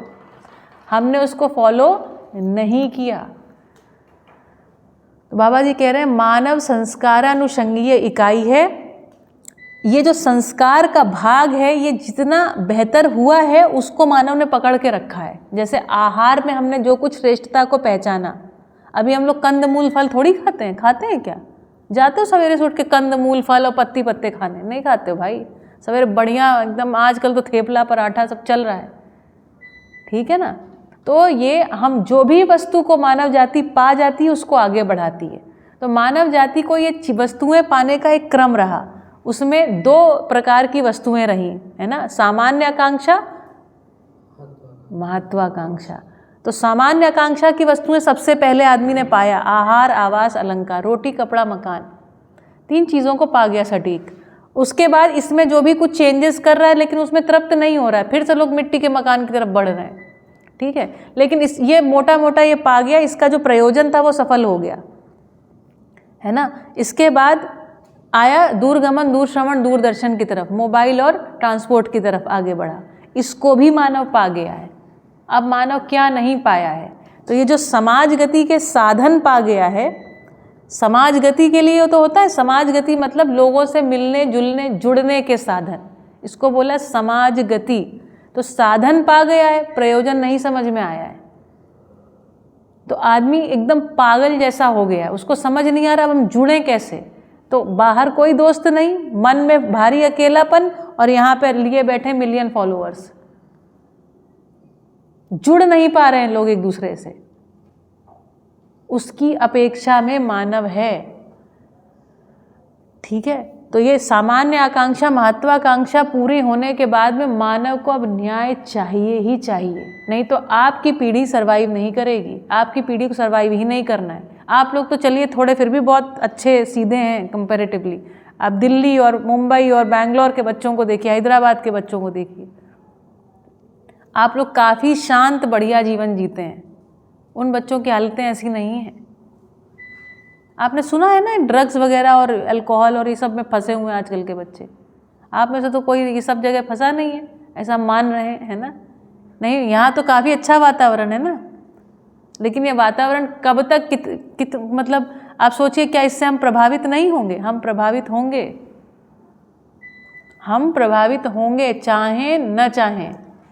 वोल्केनो फटा इथियोपिया में, हम प्रभावित हुए कि नहीं हुए? प्रभावित हुए भाई। और जितना प्रभाव को अभी अपने को नाक और फेफड़े से समझ में आया, थोड़ा प्रभाव, थोड़ा ऐसा भी प्रभाव जो अभी हमको पकड़ में आया नहीं है कि वो जो हुआ है उसके कारण से फसलों में क्या प्रभाव पड़ेगा। क्या अपने को पता है कि कौन से तत्व रिलीज हुए और उन तत्वों का क्या प्रभाव पड़ने वाला है? यदि हवा में एक पर्टिकुलर गैस की मात्रा अधिक बढ़ जाए तो उसका क्या प्रभाव पड़ेगा, ये अपने को पता है? अपने को नहीं पता है। उससे कौन से प्रकार के कीटक आ सकते हैं या कौन से प्रकार के अच्छी चीज़ों को आगे बढ़ने में बाधा हो सकती है, अपने को नहीं पता है। ये इसका अध्ययन मानव के पास नहीं है, ठीक है। तो संस्कारानुषंगीयता उसको कह रहे हैं बाबा जी। संस्कार का मतलब होता है सही, सटीक, संपूर्ण, यथार्थ समझ जो किसी मानव को दी जाए और वो एज इट इज़ उसको अब्जॉर्ब कर ले और फिर अपने जैसा एक और मानव खड़ा कर दे।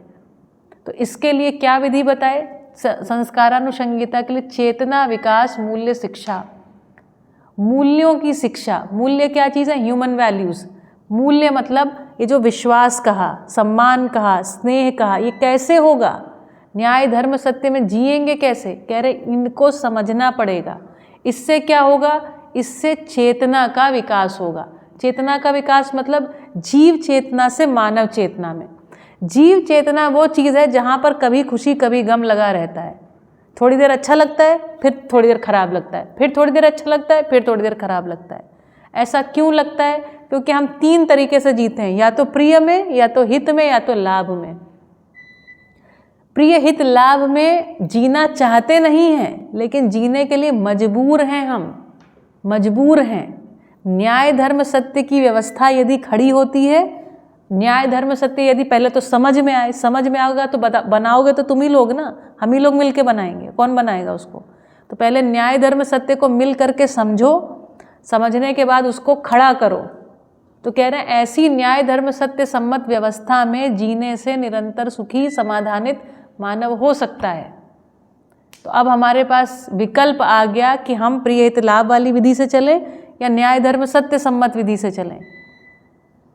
हमको जो समृद्धि को पाना है, ये समृद्धि ऐसी हो कि जिससे देख करके ना किसी को बिल्कुल धुआं धुआं निकल जाए, एकदम जल भून के राख हो जाए। या फिर हमारी समृद्धि ऐसी हो कि उसमें सर्वाधिक लोग हमारे साथ लगे हों, हम सब एक साथ मिल करके समृद्ध हो जाएं, किसी को भोजन की कमी ना हो, किसी को कपड़ों की कमी ना हो, किसी को अच्छे वातावरण की कमी ना हो, किसी को शिक्षा की समस्या ना हो। क्या चाहते हैं हम? आप खुद सोचिए कि हमारा हाथ लोग कब थामेंगे? जब हम सबकी बात करेंगे कि जब हम अपनी बात करेंगे? बोलो, सबकी बात करेंगे। तो इसको कह रहे हैं सर्व शुभ में स्वशुभ समाया है। आदमी ने अपने बारे में सोचा और पूरी धरती को कंगाल करके रख दिया। अब हम अगर मिल करके सबके बारे में सोचेंगे, हाथ बढ़ा करके, जैसे देखो मानव ने इस धरती को खराब किया है, मानव इसको सही कर सकता है। बताऊं कैसे?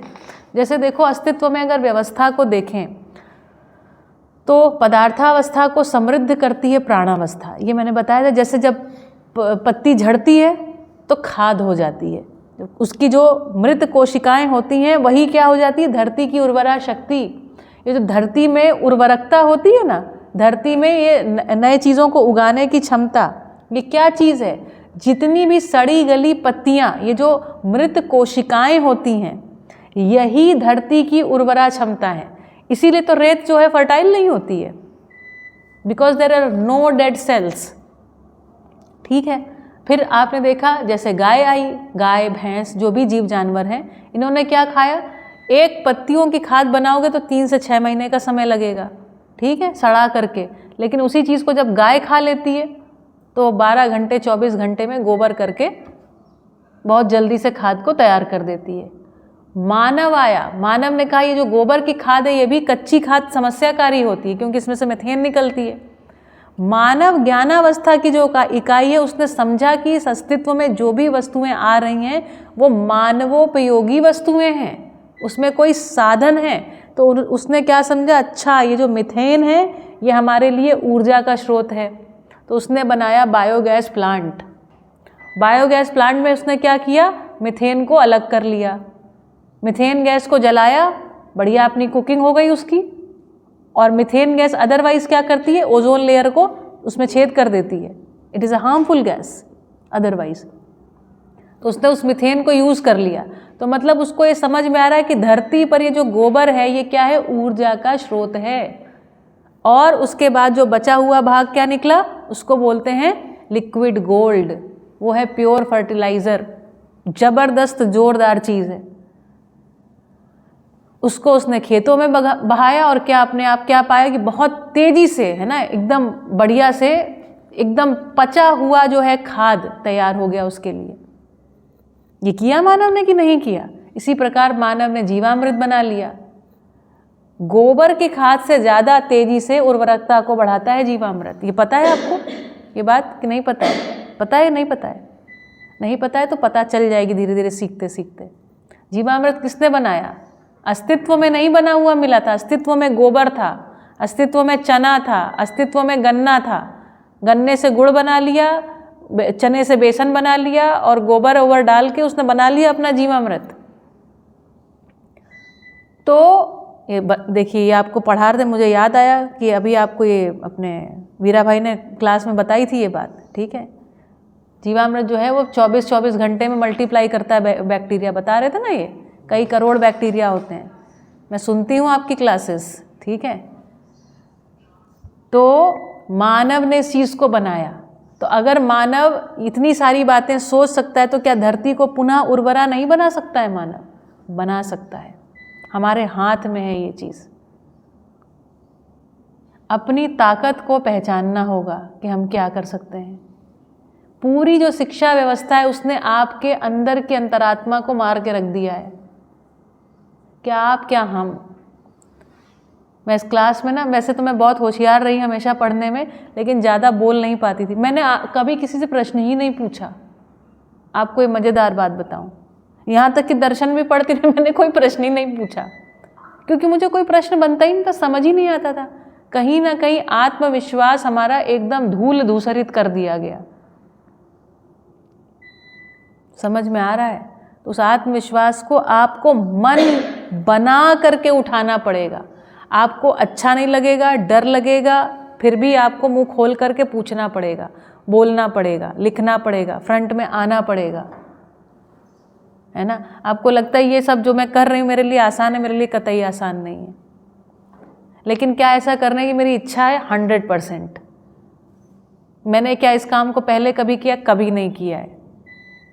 आप सारे लोगों को सबका बुकिंग करा के लेके जा रही हूँ, मैंने पहले कभी ऐसा नहीं किया कि टूर लेके निकल गए बच्चों का, ये सब नहीं किया है। लेकिन हमको ऐसा पूरा विश्वास है कि हम इस काम को कर लेंगे। क्यों कर लेंगे? क्योंकि हर मानव सही चाहता है। ये विश्वास हमने कर लिया आपके ऊपर, ये आस्था की छलांग मैंने लगा दी है आपके ऊपर। मैंने ऐसा समझ लिया है, this is my leap of faith, कि आप इस काम को कर सकते हैं। अब आपको भी उतना दम तो लगाना होगा, ठीक है। ये है संस्कारानुषंगियता। पकड़ में आई बात?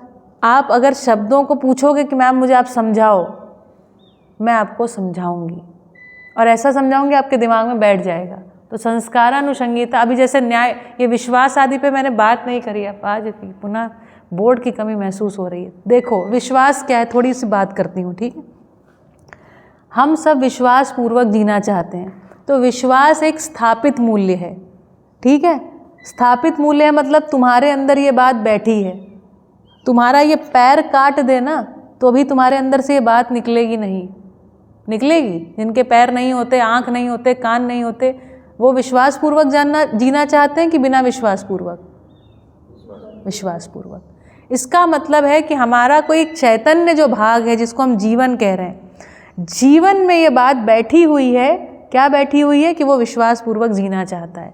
जब वो विश्वास पूर्वक जीता है, उसमें एक तृप्ति का भाव बना रहता है।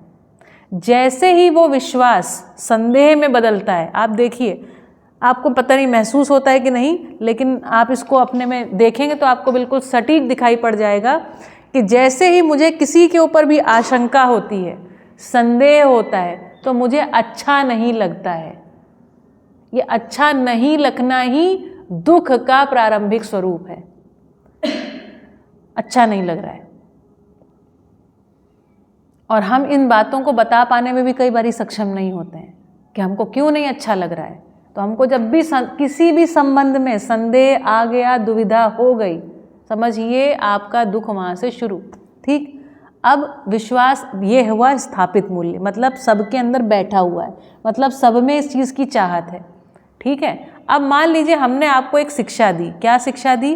कि बेटा कम देना, ज़्यादा लेना, जिसको बोलते हैं लाभ। इसी को तो लाभ बोलते हैं। कम दिया, ज़्यादा लिया, इसको बोलते हैं लाभ। यदि आपकी पूरी शिक्षा लाभ आधारित हो गई, तो इस दुनिया के हर मानव में एक बात बैठी हुई है, क्या? कि वो विश्वास पूर्वक जीना चाहता है। और हमारे अंदर ये बात आ गई कि हमको कम देना है, ज़्यादा ले लेना है। आपने कभी मतलब बार्गेनिंग करते हुए देखा है लोगों को? है ना। हमारी मम्मी बहुत अच्छे से बार्गेनिंग, हमारे पिताजी भी बहुत अच्छी बार्गेनिंग करते भाई, ठीक है। हमारे पिताजी बहुत अच्छी बार्गेनिंग कर लेते हैं, है ना, और बड़े अच्छे तरीके से बार्गेनिंग करते हैं, मम्मी से ज़्यादा अच्छी बार्गेनिंग, है ना। तो ये जो बार्गेनिंग है ना, बेसिकली आप कभी देखिए, दो लोगों की एक तरीके का वो है कि वो एक व्यक्ति को लगता है मैं ज़्यादा ले लूँ, और दूसरे को लगता है मैं कम पैसा दे के ज़्यादा से ज़्यादा ले लूँ। दोनों यही तो बात है ना। तो अगर हमारी शिक्षा में, अगर हमारी, अब देखो बार्गेनिंग व्यवस्था है, व्यवस्था का हिस्सा कैसे है? आप देखो कुछ दुकानें होती हैं जहाँ पे लिखा रहता है एक ही भाव, एकज भाव। आप अपना जाते हो, जैसे मॉल वॉल में भी जाते हैं ना, तो भैया अपना कार्ड दिया, पैसा दिया, ले करके सामान आ गया। लेकिन अन्यथा जहाँ नहीं लिखा रहता वहाँ हम लोग बार्गेनिंग करते हैं, थोड़ा बहुत मोल तोल करते हैं। मोल तोल करने वाली जगह पर आप देखिए, आपको थोड़ा ऊंचे नीचे होने लग जाएगा, अच्छा नहीं लगेगा, और इतना कर लो, उतना कर लो। कई बारी जब लगता है कि हम कम दे करके ज़्यादा ले आए हैं, जो खरीदार होता है उसको कितना अच्छा लगता है, आकर के खूब प्रसन्न होकर बताते हैं इतने का था, इतने का मैं ले करके आ गए, है ना। कभी कोई सेकंड हैंड चीज़ें भी खरीदें, है ना। मैंने देखा जैसे भाई लोग होते हैं, उनको ऐसे बहुत होता है देखो इतने की ये गाड़ी है ना, एक हमारे भाई हैं तो कार और सेकेंड हैंड बहुत खरीदते हैं ना, तो वो बहुत मतलब इस बात का एकदम बताते हैं कि बिल्कुल 25 लाख की गाड़ी थी और 2.5 लाख में ले आया मैं, इतना मतलब उत्साह से है ना। बाकी जैसे बहनों में देखते हैं तो कपड़े वपड़े खरीद के लाती हैं तब बहुत उत्साह से बताती हैं। तो हम देख पाते हैं जो व्यक्ति ऐसा करता है ना, अब मान लीजिए हमारी शिक्षा और व्यवस्था दोनों लाभ आधारित है, मतलब ये बार्गेन करना आपकी बाध्यता है, आपकी विवशता है, आप इसके लिए बाध्य हैं, हर व्यक्ति लाभ कमा रहा है। तो क्या लगता है विश्वास हो पाएगा? विश्वास नहीं हो सकता, सोच के देखिए। अब विश्वास का शिष्ट मूल्य क्या है? ठीक है, एक तो ये बात हो गई आज की शिक्षा, आज की व्यवस्था, क्योंकि हमको जो शिक्षा दी जा रही वो किस लिए? इस व्यवस्था में जीने के लिए। और मैं जो बात कर रही हूँ या यहाँ पे जो बात कर रहे हैं, हम कह रहे हैं एक हम व्यवस्था परिवर्तन की बात कर रहे हैं, एक हम ऐसी व्यवस्था बनाएं जो मानवीय हो, जिसमें किसी को बार्गेनिंग करने की ज़रूरत ना पड़े और सबको सब कुछ उपलब्ध हो जाए। हम ये बात कर रहे हैं, हम ये कह रहे हैं यहाँ पर कि एक ऐसा व्यवस्था हम बनाएं जहाँ पर किसी को अपने बच्चे को पढ़ाने के लिए फीस ना देनी पड़े। सोचिए, कल्पना कीजिए, हम यहाँ पे पढ़ाएंगे बार बार मुझे लग रहा है बोर्ड नहीं चल रहा है, एक ऐसी व्यवस्था खड़ी हो सकती है। ठीक है, हम उसकी बात कर रहे हैं। ठीक, तो आदमी संग्रह क्यों करता है? हम लोगों को बैंक बैलेंस क्यों कर रहा है? क्योंकि हमको चिंता है कल को खाना नहीं मिलेगा, फिर उसके बाद हमको चिंता है हमारे बच्चों की पढ़ाई कैसी होगी, और तीसरी चिंता हमको क्या रहती है कि अगर मुझे कुछ हो गया मेरे शरीर में तो पैसा कहाँ से आएगा, मैं सही कैसे होऊंगा, मैं स्वस्थ कैसे रहूँगा। यही है ना, हमारी बिटिया की, हमारे बेटे की शादी कैसे होगी। बताओ, इसके अलावा कोई कारण हो जो उसके कारण से और कोई मानव संग्रह करता हो? इतना सही कारण है बस। और हम दिखावा किस लिए करते हैं? लोगों के शादी आदि में दिखावा बहुत करते हैं ना, पहन ओढ़ करके। क्यों करते हैं? क्योंकि संबंध नहीं है। आप कभी देखिए जिनके साथ संबंध होता है उनके साथ सबसे कम दिखावा होता है। सबसे ज़्यादा अच्छा संबंध आपका किसके साथ है? अपने माता पिता के साथ संभवतः। ठीक, आप उनके लिए कभी तैयार होकर टिप टॉप होकर बैठते हैं, बल्कि सबसे ही गंदे बन के उन्हीं के सामने रहते हैं। बच्चों में तो मैं सोच सकती हूँ, मैं अपना बता रही हूँ है ना, मेरा तो ऐसा ही है। क्योंकि मुझे पता है कि मेरे किसी आवरण से उनको कोई फर्क पड़ता नहीं है। तो जब भी हमारा संबंध किसी के साथ भी बहुत अच्छा रहता है तो हम उसके साथ कभी भी दिखावा पूर्वक प्रस्तुत नहीं होते हैं। तो जहाँ जितना दिखावा है, इसको आप सोचिएगा, सोचने के लिए आपके पास विचार को रख रही हूँ। जहाँ जितना दिखावा है मतलब वहाँ उतना ही संबंध हल्का है, उथला है, छिछला है संबंध हमारा। जहाँ जितने दिखावे की आवश्यकता है, जहाँ कहीं पर भी संबंध। मेरे एक मित्र हैं, है ना, आप लोग मिले हैं उन मित्रों से, ऋत्विक बेटा जी तो मिले हैं ना, जब हम लोग यहाँ संडे को जो सत्र किया था, नीलम बहन और हेमांग भाई और ऐसे कुछ लोग आए थे यहाँ पर। तो अब हमारे वो परम मित्र हैं, हम लोग दर्शन का अध्ययन वगैरह करते हैं साथ में मिल करके। तो मुझे याद है एक बारी मुझे ध्यान आया अचानक, वो हमारे घर हर संडे आ जाते थे हमारे परम मित्र। अच्छा, हम लोग 4 लोग मिल करके, वो डॉक्टर, हम इंजीनियर, हम कुछ नहीं करते थे, बातें करते थे केवल। ठीक है, और खाना क्या खाते थे? दाल चावल और खिचड़ी। दाल चावल खिचड़ी, हम लोग कुछ बनाते ही नहीं थे। जब हम चारों लोग हैं ना, मतलब हमारा ऐसा हिसाब किताब। एक बार मुझे ये रियलाइज़ हुआ कि मैं इन लोगों को कभी भी कुछ अच्छा बना के खिलाती ही नहीं। ये सच बात मैं बता रही हूँ एकदम।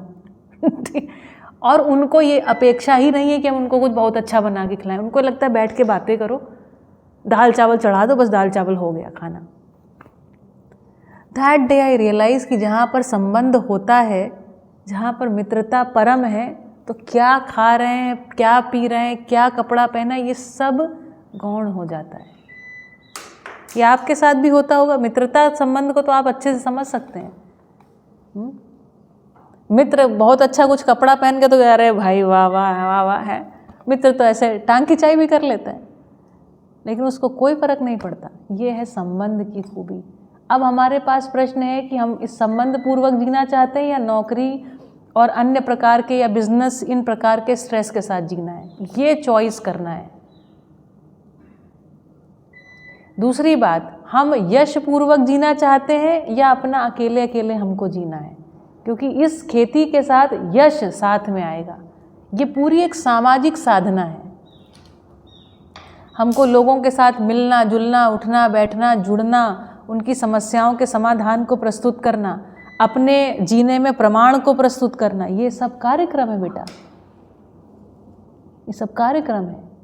हम जो कर रहे हैं उसको नहीं छुपाना, ये कार्यक्रम है। हर चीज़ को खुले हृदय से बताना, देखो बता के देखो कि क्या होता है। ये कंप्लीटली ऑपोजिट बात है, क्योंकि अभी तो कॉपीराइट वाला ज़माना है, चीज़ों को कॉपीराइट करो। हम क्या बताते हैं, अपनी कोई चीज़ अच्छी आती तो उसको किसी को सिखाना मत। यहाँ उल्टा हिसाब किताब है। जैसे आप लोग अभी यहाँ पर हैं, ये तो जगह तो काफ़ी उसका प्रमाण भी देती है, मुझे लगता है। आप लोग जाते हो, आपने वो अगरबत्ती बनानी सीखी, मच्छरबत्ती, उसमें आपको क्या लगता है, आपको बिल्कुल सटीक आ गई बनानी, या उन्होंने कोई चीज़ छुपाई है आपसे? आप घर जाओगे तो बना लोगे उस चीज़ को, ऋत्विक आप बना लोगे? तो ऐसा जान के समझ के आपको अच्छा लगा कि खराब लगा?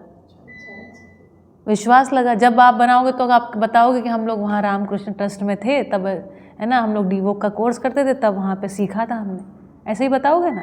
और मान लो यहाँ पर चोरी करें, वो चीज़ ना बताएं, तब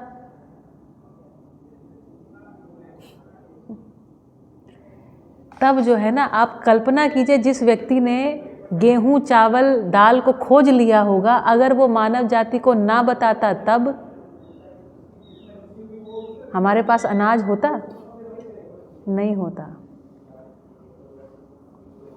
तो एकदम ऑपोजिट, एकदम मतलब वैकल्पिक विचार को कह रहे हैं, और ये प्रयोग है अपने आप में। ये जो लोग हैं, प्रेम सिंह जी है ना, आपके पास आ जाते हैं, उनकी तबीयत कितनी खराब थी, उनके भाई के डॉटर की बेटी की शादी थी, फिर भी उन्होंने समय निकाल करके, तबीयत जैसे ही सही हुई, वापस आपके लिए प्रस्तुत हो गए। आपने उनको देखा कि बिना संकोच पूरी बात आपको बता रहे, जैसी चाहिए वैसी। ये ऐसा देख कर अच्छा लगता है कि खराब? अच्छा।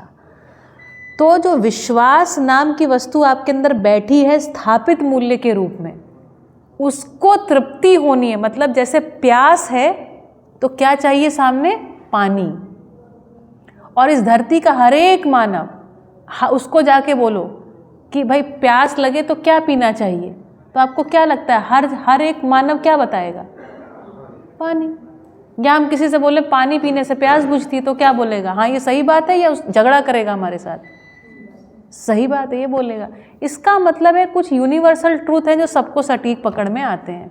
ठीक है, विश्वास एक यूनिवर्सल वैल्यू जो सब में बैठी हुई है। इसका शिष्ट मूल्य, शिष्ट मूल्य का मतलब होता है, जिसको कहते हैं ना शिष्टता नहीं है। शिष्टता मतलब व्यवहार में वो चीज़ कैसे दिखाई पड़ती है। तो व्यवहार में बाबा जी बोलते हैं 3 तरीके से दिखाई पड़ती है: सहयोगिता, सहभागिता, सहकारिता। अगर आप किसी के साथ अपने विश्वास को यथावत बनाए रखना चाहते हैं, देखो विश्वास तो हम बाय डिफ़ॉल्ट सबके ऊपर करते हैं। क्या प्रमाण है इस बात का? जैसे भी यहाँ से कोई जा रहा हो, श्याम जी भाई क्या टाइम हुआ, तो मैं ये विश्वास करके ही पूछती हूँ कि वो सही टाइम बताएंगे, कि अविश्वास से पूछती हूँ? हाँ, असल में बाय डिफ़ॉल्ट मानव सब पे विश्वास करता ही है। कब तक? जब तक कि उसके अगेंस्ट कोई प्रमाण ना मिल जाए, जब तक कोई उसका विश्वास तोड़ ना दे। तो विश्वास हम मानव हर एक पर बाय डिफ़ॉल्ट करते ही, जब तक आपको उसके प्रति भय ना भर दिया जाए, जब तक आपके अंदर उसके प्रति विरोध ना भर दिया जाए। तो 3 चीज़ें करने से: सहयोगिता, सहयोगिता मतलब सही सही समझाना, जिसको मैंने कहा सही समझ बराबर संस्कार। तो यदि कोई व्यक्ति हमारे सामने ऐसा आता है जो हमको यथार्थ समझ देता है, हम उसके प्रति कृतज्ञ हो ही जाते हैं, उसके प्रति विश्वास हमारा बन ही जाता है। तो सहयोगिता, हम उसके सहयोगी हो गए। कहाँ पर? समझाने में। फिर है सहभागिता और सहकारिता। सहभागिता मतलब व्यवहार में कुशलता पूर्वक हम लोग एक साथ मिल करके जब कुछ करते हैं तो हमारी ट्यूनिंग ऐसी है, जैसे इस शरीर में हर एक जो वस्तु है ना, जैसे पैर चलता है, आंखें ऐसे आगे देखती हैं और पैर ऐसे चलते रहते हैं। साथ में फ़ोन पे बात कर रही तो अपन कान पे फ़ोन भी लगा रहते हैं, कान सुनते रहते हैं, और पूरा एक सिस्टम, एक अगर पेट में खाना है, खाना भी पचते रहता है मीनवाइल। ये होता है कि नहीं होता है? तो ये जो तारतम्य से एक दूसरे के पूरक हो करके जो हम करते हैं, इसको बोलते हैं सहभागिता। आप देखो, सारी खींच का कारण इतना है कि हम एक दूसरे के सहभागी हो नहीं पाते हैं, क्योंकि हमारे अंदर बहुत प्रकार की अक्षमताएं रहती हैं, बहुत प्रकार की मान्यताएं भी रहती हैं, उन मान्यताओं के कारण भी अक्षमताएं रहती हैं। तो एक अच्छे विद्यार्थी का, एक अच्छे मानव बनने के लिए ना बहुत सारी मान्यताओं से बाहर निकलना होगा, एक भी काम है। तो उसके लिए पहले मान्यताओं पे बैठ के चर्चा भी होनी होगी, जो हम करेंगे ट्रेन में करेंगे, क्लास में तो नहीं कर पाएंगे, ठीक है, बहुत समय रहेगा ट्रेन में करने के लिए, ठीक है। तो सहयोगिता, फिर सहभागिता, मिलजुल करके काम करना, और तीसरी चीज़ है सहकारिता, कार्य में सहयोग करना।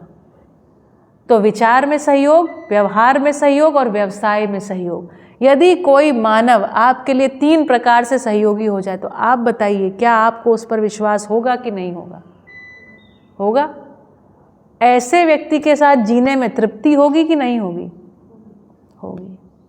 ये तृप्ति, सुख महसूस होगा कि नहीं होगा? ये समाधान है कि नहीं है? समाधान का मतलब कॉम्प्रोमाइज़ नहीं है कि भैया 2 कदम तुम बढ़ो, 2 कदम हम बढ़े ना। ये समाधान वो समाधान नहीं है, गुजराती वाला समाधान नहीं है अपना।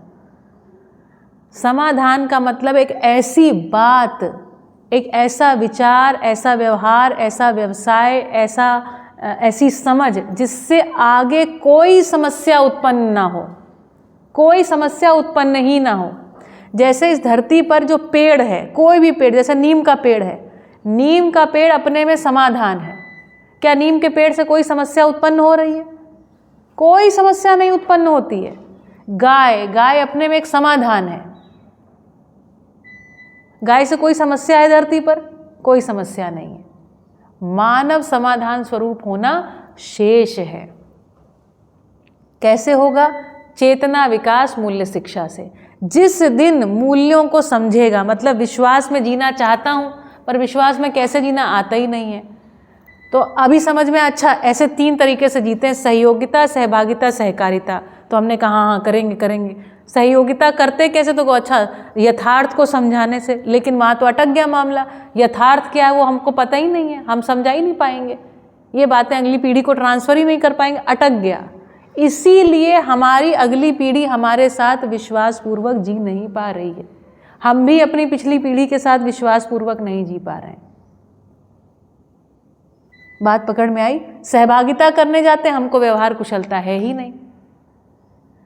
हम एक दूसरे का व्यवहार कुशलता मतलब पूरकता पूर्वक काम काज करना जानते ही नहीं है। हम तो अपने अहंकार में रहते हैं, है ना। जैसे आप, एक कॉमन बात है, आप में से कितने लोगों को खाना बनाना आता है? हाथ उठाओ। 2 लड़कियों को आता है, 6 लोगों ने, 7 लोगों ने हाथ नहीं उठाया। मुझे भी आता है, इनको भी आता है थोड़ा, ठीक है। क्यों नहीं आता है? इस पे थोड़ा ओपन माइंड होकर के सोचिए, क्यों नहीं आता है आपको? कितने लोगों को कार ड्राइव करनी आती है? हाथ उठाओ। देखो, इन दोनों लड़कियों के हाथ नहीं उठे। क्यों? जबकि दोनों ही लाइफ स्किल हैं। पता है ना आपको, जिंदगी जीने के लिए जरूरी स्किल है, नहीं है? हैं, लेकिन हमारे मन में एक बात भरी है। जानते हैं क्या? क्या भर गया है? क्या भरा है? बताओ प्रवीण। लड़की है, हम लड़की। हाँ, लड़की हैं, कार नहीं भी चलाएंगे तो कोई फ़र्क नहीं पड़ता है ना, कोई बहुत ज़रूरी चीज़ नहीं है। और लड़की हैं, खाना बनाना नहीं आएगा तो कैसे चलेगा? जबकि दोनों लाइफ स्किल है। लड़के का भी तो नहीं चलेगा बिना खाना बनाए, बेचारा अकेले कहीं अकेले रहना हो 2-4 दिन, या उसको किसी को बना के खिलाना हो तो परेशान हो जाते हैं। ये लाइफ स्किल था, लेकिन हमने उसको कहाँ बांट दिया, उसको 2 भागों में बांट दिया। तो ये कभी भी पूरकता ठीक से निभा नहीं पाएंगे। हमारी जो अपब्रिंगिंग हुई है, उस अपब्रिंगिंग में ये भाग टूटा फूटा है। तो अब ये निर्णय कौन करेगा कि मुझे सीखना है, समझना है? अब देखो, आप इतने बड़े हो गए, मैं तो आपको ये बात कह नहीं सकती हूँ, आपको भी नहीं कह सकती हूँ, लेकिन ये निर्णय आपको स्वयं ही करना होगा कि कुछ जो लाइफ स्किल्स हैं, अगर मैं पूरक होना, जैसे किडनी होती है ना, 2 किडनी होती हैं, तो एक किडनी थोड़ी ऊपर नीचे होती है तो दूसरी वाली उसका लोड ले लेती है। 2 आँखें होती है ना, तो 2 आँखें, उसमें से एक आँख में कुछ प्रॉब्लम चली जाती तो एक आँख फिर सटीक देखती है, एक आँख पे जोर आता है, जोर डाल के देखती है वो, है ना। जिन लोगों की आंखें नहीं होती तो उनके कान अधिक शार्प हो जाते हैं, क्योंकि उनको सरवाइव करने के लिए ये एक इंद्रिय उनकी बहुत तेज हो जाती है। इसीलिए जो अंधे लोग होते हैं ना, गाना बहुत अच्छा गाते हैं, है ना। आपने देखा होगा कई लोग, वो कभी कभी अंधे लोगों को आपने सुना भी होगा शायद, है ना। तो ये जो पूरा शरीर है ना, सह अस्तित्व में ये एक व्यवस्था है। इस व्यवस्था को समझ करके यदि हम अपने परिवार में जीने का एक स्वरूप बनाएंगे तो बात बनेगी। ठीक है, आज मैंने आपको विश्वास समझाया। अब विश्वास में विश्वास निर्वाह करने के लिए वस्तु हमारे पास नहीं है। हम सहयोगी हो सकते हैं किसी के, नहीं हो सकते, क्योंकि यथार्थ समझ ही नहीं है हमारे पास। यथार्थ समझ कितनी चीज़ों की, कुल मिला के मूल्यों की, और उसके बाद न्याय धर्म सत्य, इतनी ही समझ चाहिए, जो मैं धीरे धीरे कवर करूँगी और उस पर फिर विचार करेंगे कि अटके कहाँ हुए हैं अभी। अभी आप सोचिए, जो निपुणता वाला भाग है, जो स्किल वाला भाग है, उसको हमने कहाँ बांट रखा है? लिंग भेद के आधार पर, जेंडर के हिसाब से लिंग बांट दिया। ये स्किल औरतों का, ये स्किल आदमियों का। जब कार को चलाना ऐसे उठा के तो चलाना नहीं रहता है, उसमें मसल पावर का तो कोई लेना देना नहीं है। जैसे कुकिंग करना होता है तो कुकिंग में भी ऐसा कोई बहुत सारा श्रम तो लगता नहीं है, लेकिन हम क्यों नहीं सीख रहे हैं? क्यों हमारे बच्चों को नहीं सिखाया जा रहा है? प्रश्न चिन्ह है। और जब हम इन चीज़ों में गिव इन करते हैं, जब गिव इन करते हैं, हमारा आत्मविश्वास कमज़ोर होता है। आप जब तक आपको बेसिक लाइफ स्किल्स नहीं आएंगे, आपका आत्मविश्वास कमज़ोर ही रहेगा। ठीक है, एक लाइफ स्किल का भाग है अपनी बात को रखना किसी के सामने। सोचिए, आप में से कितने लोगों को वो लाइफ स्किल नहीं है। मैं वो पर्सनालिटी डेवलपमेंट वाली बात नहीं कर रही हूँ कि आके अपना माइक पे भाषण देके जाए, वो नहीं। हम जो अपने अंदर से फील कर रहे हैं, हमको कोई बात समझ में नहीं आ रही है, क्या हम उसको रख पाते हैं किसी के सामने, या संकोच करते हैं? हम संकोच करते हैं कि हमारा जजमेंट होगा, हमको कोई समझेगा कि इसको तो इतना भी नहीं आता क्या, पता नहीं, मुझे नहीं पता क्या संकोच करते हैं। मैं ये सब संकोच करती थी, मुझे लगता था मैं पूछूंगी तो कैसा लगेगा, थोड़ा अजीब लगेगा, पता नहीं मैं क्यों नहीं पूछती थी। हालांकि मुझे ज़्यादा प्रश्न भी नहीं बनते थे, मैं ध्यान से सुनने वाले स्टूडेंट्स में थी, पर सुनती बहुत अच्छे से थी सारी बातें। अब पूछती हूँ। बड़ी लंबी दूरी तय करी है। ये तो कहो मुझे होश आ गया एक समय पर कि मेरे साथ चल क्या रहा है, यही ज़िंदगी चलती रहेगी क्या मेरी? बस यही खाना पीना सोना, बच्चे पैदा करना, और उसके बाद फिर बस ऐसे थोड़ा बहुत घूमना, यही सब मौज शौक, और उसके बाद ज़िंदगी ख़त्म। फिर देखा मौज शौक में मज़ा तो आ नहीं रहा है। मज़ा कहाँ आता है? मज़ा तो आता है फ्रेंडशिप में, मित्रों के साथ। आप सोचिए, आप सभी जो भी आपके परम मित्र हैं, यदि वो बैठ करके एक बढ़िया वातावरण हो और मित्रों के साथ मिलजुल करके एक व्यवसाय हो जाए, जिग्नेश कैसा रहेगा? बढ़िया अपना खाए बनाए अच्छे से, वहीं सब चल रहा है, बढ़िया हो जाएगा ना? बढ़िया हो जाएगा ये। तो हम ऐसा क्यों नहीं सोचते हैं? इसको विधिवत सोचना। ठीक है, मेरी बात जो भी लोग सुन रहे हैं ठीक लग रही है? रमा भाभी, बात ठीक लग रही है? ठीक है, ठीक। तो परावर्तनशील अर्थशास्त्र पर थे। ठीक है, तो संस्कारानुषंगिता समझ में आई? ऋत्विक समझ में आई? समझ में आई। क्या समझ में आया?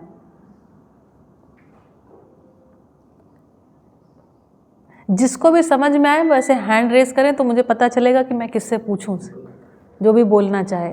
बोलने का अभ्यास भी एक बड़ा अभ्यास है। जब हम विश्वास का अभ्यास करना चाहते हैं ना, विश्वास मान लो समझ में आ गया, सहयोगिता, लो अब सहयोगिता का अभ्यास कैसे करोगे? तो सहयोगिता का अभ्यास है बोलने से, और बोलने का अभ्यास क्यों करना है? क्योंकि अभ्यास के बिना आप नहीं निखरोगे। जब पहली बार रोटी बनाते हैं तो पूरा भारत का नक्शा बन जाता है। अब तो एकदम टकाटक गोल बनती है रोटी, होती है ना। कैसे आया? अभ्यास से। यदि उस भारत का नक्शा बनाने में डरे होते तो रोटी गोल नहीं होती कभी। तो सहयोगिता का अभ्यास, यथार्थ को समझने का, समझाने का अभ्यास। समझना कैसे होता है? ध्यान से सुनने से। और समझाने के लिए क्या अभ्यास है? अपनी जो समझा है उसको रखने का प्रयास करना। अर्जुन, जो आप कह रहे हैं ना कि आप जो भाषा बोलते हो हमको वो नहीं आती, बात तो सही है। क्योंकि जो हम भाषा बोल रहे हैं वो है मानवीय भाषा, ह्यूमन लैंग्वेज है। कठिन तो होगी, कठिन नहीं है, अलग है, थोड़ी सी नए प्रकार की भाषा है। हिंदी भी ऐसे थोड़ी बोलते हैं जैसे मैं अभी बोलती हूँ। जैसे सामान्य हिंदी ऐसे थोड़ी बोली जाती है, वो तो आप जानते हो हिंदी बोलना। तो अच्छी तरह से बात करने का अभ्यास भी एक अभ्यास है। ठीक है, बताओ मुझे कौन बताएगा संस्कार अनुषंगिता? I want to see somebody raise the hand. मैं चाहती हूँ कि आप में से कोई हाथ उठा के बताएं, कौन बताएगा? उठाओ हाथ, देखें भाई, बताओ अर्जुन। संस्कार मतलब सार्वभौमिक समझ। करेक्ट। और अनुसंगीय मतलब संबंधों में पूरकता। अनुषंगीयता मतलब मल्टीप्लाई होने की विधि। अनुषंगीयता मतलब मल्टीप्लाई होने की विधि। मतलब जैसे एक नीम के बीज से वैसा ही नीम का वृक्ष और पुनः वैसा ही नीम का बीज बनता है ना। और कितने बनते हैं? एक बीज से 1000 बीज होने का डिज़ाइन। इसको बोल रहे हैं अनुषंगीयता। सेम टू सेम चीज़ मल्टीप्लाई कैसे हो जाए, मतलब मानवीयता कैसे मल्टीप्लाई हो जाए। ठीक है, ये है अनुषंगीयता। ठीक, देखो हो गया। अब तुम वापस बताओ एक बारी, इसकी तरफ वापस कैमरा लीजिए ज़रा। अब आई कैन अश्योर यू कि अब तुमको ये भूलेगा नहीं। बताओ क्या है संस्कार अनुषंगीयता? संस्कार यानी कि सार्वभौमिक समझ, और अनुषंगीय यानी एक से मल्टीप्लाई होने की विधि। ठीक है, इसलिए बीजानुषंगीयता, वंशानुषंगीयता। जैसी गाय अस्तित्व में पहले बार आई थी, आज भी वैसी ही गाय बनी हुई है। आदमी ने उसमें जेनेटिक मॉडिफिकेशन कर करके कुछ ऊटपटांग बना दिया, लेकिन देसी गाय आज भी वैसी ही बनी हुई है। वैसे ही घास खा रही है, वैसे ही चर रही है, वैसे ही चल रही है, वैसे ही सोने का डिजाइन, सब कुछ हूबहू बना हुआ है। किस विधि से? वंश विधि से मल्टीप्लाई होने का विधि। आदमी संस्कारानुषंगीय है, मतलब आदमी जो है ना अपने बच्चे पैदा करके तृप्त नहीं होता है। ये भी कह रहे हैं, सोचो, केवल हमारा वंश बड़ा हो जाए, आदमी को उससे तृप्ति नहीं होती। किससे तृप्ति होती है? तृप्ति होती जब अपने जैसा कोई तैयार हो। अपने जैसा कौन? अपने मेरी जैसी शक्ल वाला? मेरे जैसा जो मुझे समझ आया है, मैं उस समझ को ट्रांसफर कर देती हूँ। इसीलिए सबसे ज़्यादा आनंद है ना अपने बच्चों को, बच्चे ही होते हैं विद्यार्थी, आप सब भी हमारे बच्चे ही हैं उस हिसाब से। इसीलिए इतनी प्रसन्नता होती है एक टीचर को। होती कि नहीं? आपको भी होती होगी। आपने किसी ना किसी को कुछ ना कुछ कभी ना कभी तो सिखाया होगा। सिखा करके आदमी को तृप्ति होती है, समझा करके तृप्ति होती है, किसी के साथ भागीदारी करके आदमी को तृप्ति होती है। मिलजुल करके कभी कोई काम किए हो? तुम सब तो किए ही होगे भाई, खेतों में कितना तृप्ति होती है। मिलजुल करके कभी खेत में खाना बनाए हो? कुछ चाय बनाए हो? आप लोग बनाइए, मज़ा आई कि नहीं आई? जोरदार मज़ा आती है। एक दिन हम लोग बनाएंगे, है ना, यहाँ नहीं वहाँ बनाएंगे ना जहाँ चलेंगे। ठीक है, मिलजुल करके करने का आदमी को आनंद होता है। आदमी संस्कारानुषंगीय इकाई है भाई, समझता है और समझाता। समझाने का सुख सबसे बड़ा सुख है। तुमको ये ताप संतुलन की बात समझ में आ गई? हमसे ज़्यादा सुखी कोई है? हमसे ज़्यादा कोई सुखी नहीं इस बात के लिए। और मैं आपको एक गारंटी देती हूँ, आप ये बात भूल नहीं सकते हैं, क्योंकि आपके अंदर ये डिज़ाइन इसलिए नहीं क्योंकि आपका ब्रेन बहुत फास्ट है और मैं बहुत अच्छा पढ़ा ना। ये यथार्थ समझ जैसे ही आप में आएगी, आपको खट करके स्वीकार हो जाएगी और वो चीज़ आपके चित्त से विस्मृत नहीं होती है। जैसे अब अगला प्रश्न बताओ, स्थापित मूल्य का क्या मतलब होता है? मैंने क्या बोला था? स्थापित मतलब, हैंड रेज करो। स्थापित मतलब, हाँ बताओ, बोलो, कौन बोला? बोलो बेटा, संकोच किस बात का कर रहे हो? गलत होगा तो सुधारने के लिए बैठे ना। स्थापित मतलब बोलो, किसने बोला था? तो वहाँ स्थित है जिसका कोई, जो बैठा हुआ है। स्थापित, जैसे हम लोग मंदिर में मूर्ति को स्थापित कर देते हैं, स्थापित मतलब बिठा दिया मूर्ति को, वैसे ही तुम्हारे अंदर कुछ बैठा हुआ है। क्या बैठा हुआ है? विश्वास की कामना, विश्वास पूर्वक जीने की इच्छा तुम्हारे अंदर बैठी हुई है। तो अगर मैं बोलूँ किसी एक स्थापित मूल्य का नाम बताओ, क्या है स्थापित मूल्य आपके अंदर? विश्वास। विश्वास। विश्वास कैसे आता है? अब विश्वास को जीने में कैसे लेकर के आएंगे? उसको बोल रहे हैं शिष्ट मूल्य, मतलब हमारी शिष्टता में आ जाए। शिष्टता क्या चीज़ होती है? जो शिक्षा में हम उसको आपको बताएं, समझाएं, वैसे आप जीने लग जाओ, तो हम मल्टीप्लाई हो गए। तो क्या बताया? तीन प्रकार से विश्वास की शिष्टता है सौजन्यता, स्पॉन्सरशिप, स्पॉन्सर करना, लोगों के लिए आयोजन करना, यह है सौजन्यता। ठीक है, सौजन्यता के 3 भाग, सहयोगिता, सहभागिता, सहकारिता। बोलो मेरे साथ, सहयोगिता, सहभागिता, सहकारिता। सहयोगिता का मतलब होता है जो मेरी समझ में आया वो मैं आपको समझा दूं। मेरी समझ में आया, समझ में वही आता है जो यथार्थ होता है, बाकी सब में डाउट बना रहता है। ठीक, जो मैंने सीखा वो आपको सिखा दूं, और जो मैंने किया वो आपको करने के लिए तैयार कर दूं आपको। इसको बोल रहे हैं, ऐसे जो है विश्वास आगे बढ़ता है। इसको सोचिएगा, इतना लिख लीजिए, फिर क्लास आज की समाप्त करते हैं। लिखिए, स्थापित मूल्य मतलब जो हमारे अंदर बैठे हुए हैं, लिख, है ना, उनकी अपेक्षा हम सब में रहती, कामना के रूप में रहता है, कामना रहती है उसकी, यह है स्थापित मूल्य। और शिष्ट मूल्य का मतलब जो जीने में आता है, जीने का एक डिज़ाइन होता है ना, सौजन्यता जीने का डिज़ाइन है ना। तो जीने का डिज़ाइन बच्चों को समझाना पड़ेगा, उसके बारे में चर्चा करनी पड़ेगी। तो शिष्ट मूल्य समझ में आ जाए, यही शिक्षा है, यही शिक्षा की वस्तु है। तो शिष्ट मूल्य है विश्वास का सौजन्यता। सौजन्यता मतलब हेल्प करना। ठीक है, सौजन्यता के 3 भाग होते हैं। तो सौजन्यता लिखने के बाद ऐसे 1 एरो, 2 एरो, 3 एरो लगाओ और उसमें लिखो विश्वास का मूल्य, सौजन्यता, और फिर सौजन्यता में ऐसे 1 2 3, ऐसे यहाँ पे 1 2 3 कर लो और उसमें लिखो सहयोगिता, सहभागिता, सहकारिता।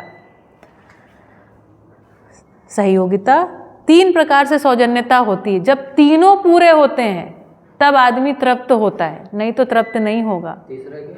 सहयोगिता, सहभागिता, सहकारिता। कारिता मतलब कार्य में साथ साथ हो गए, साथ में मिलकर के करना, व्यवसाय करना। ठीक है,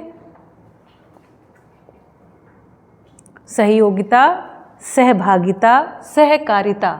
सहयोगिता मतलब होता है समझे हुए को समझाना।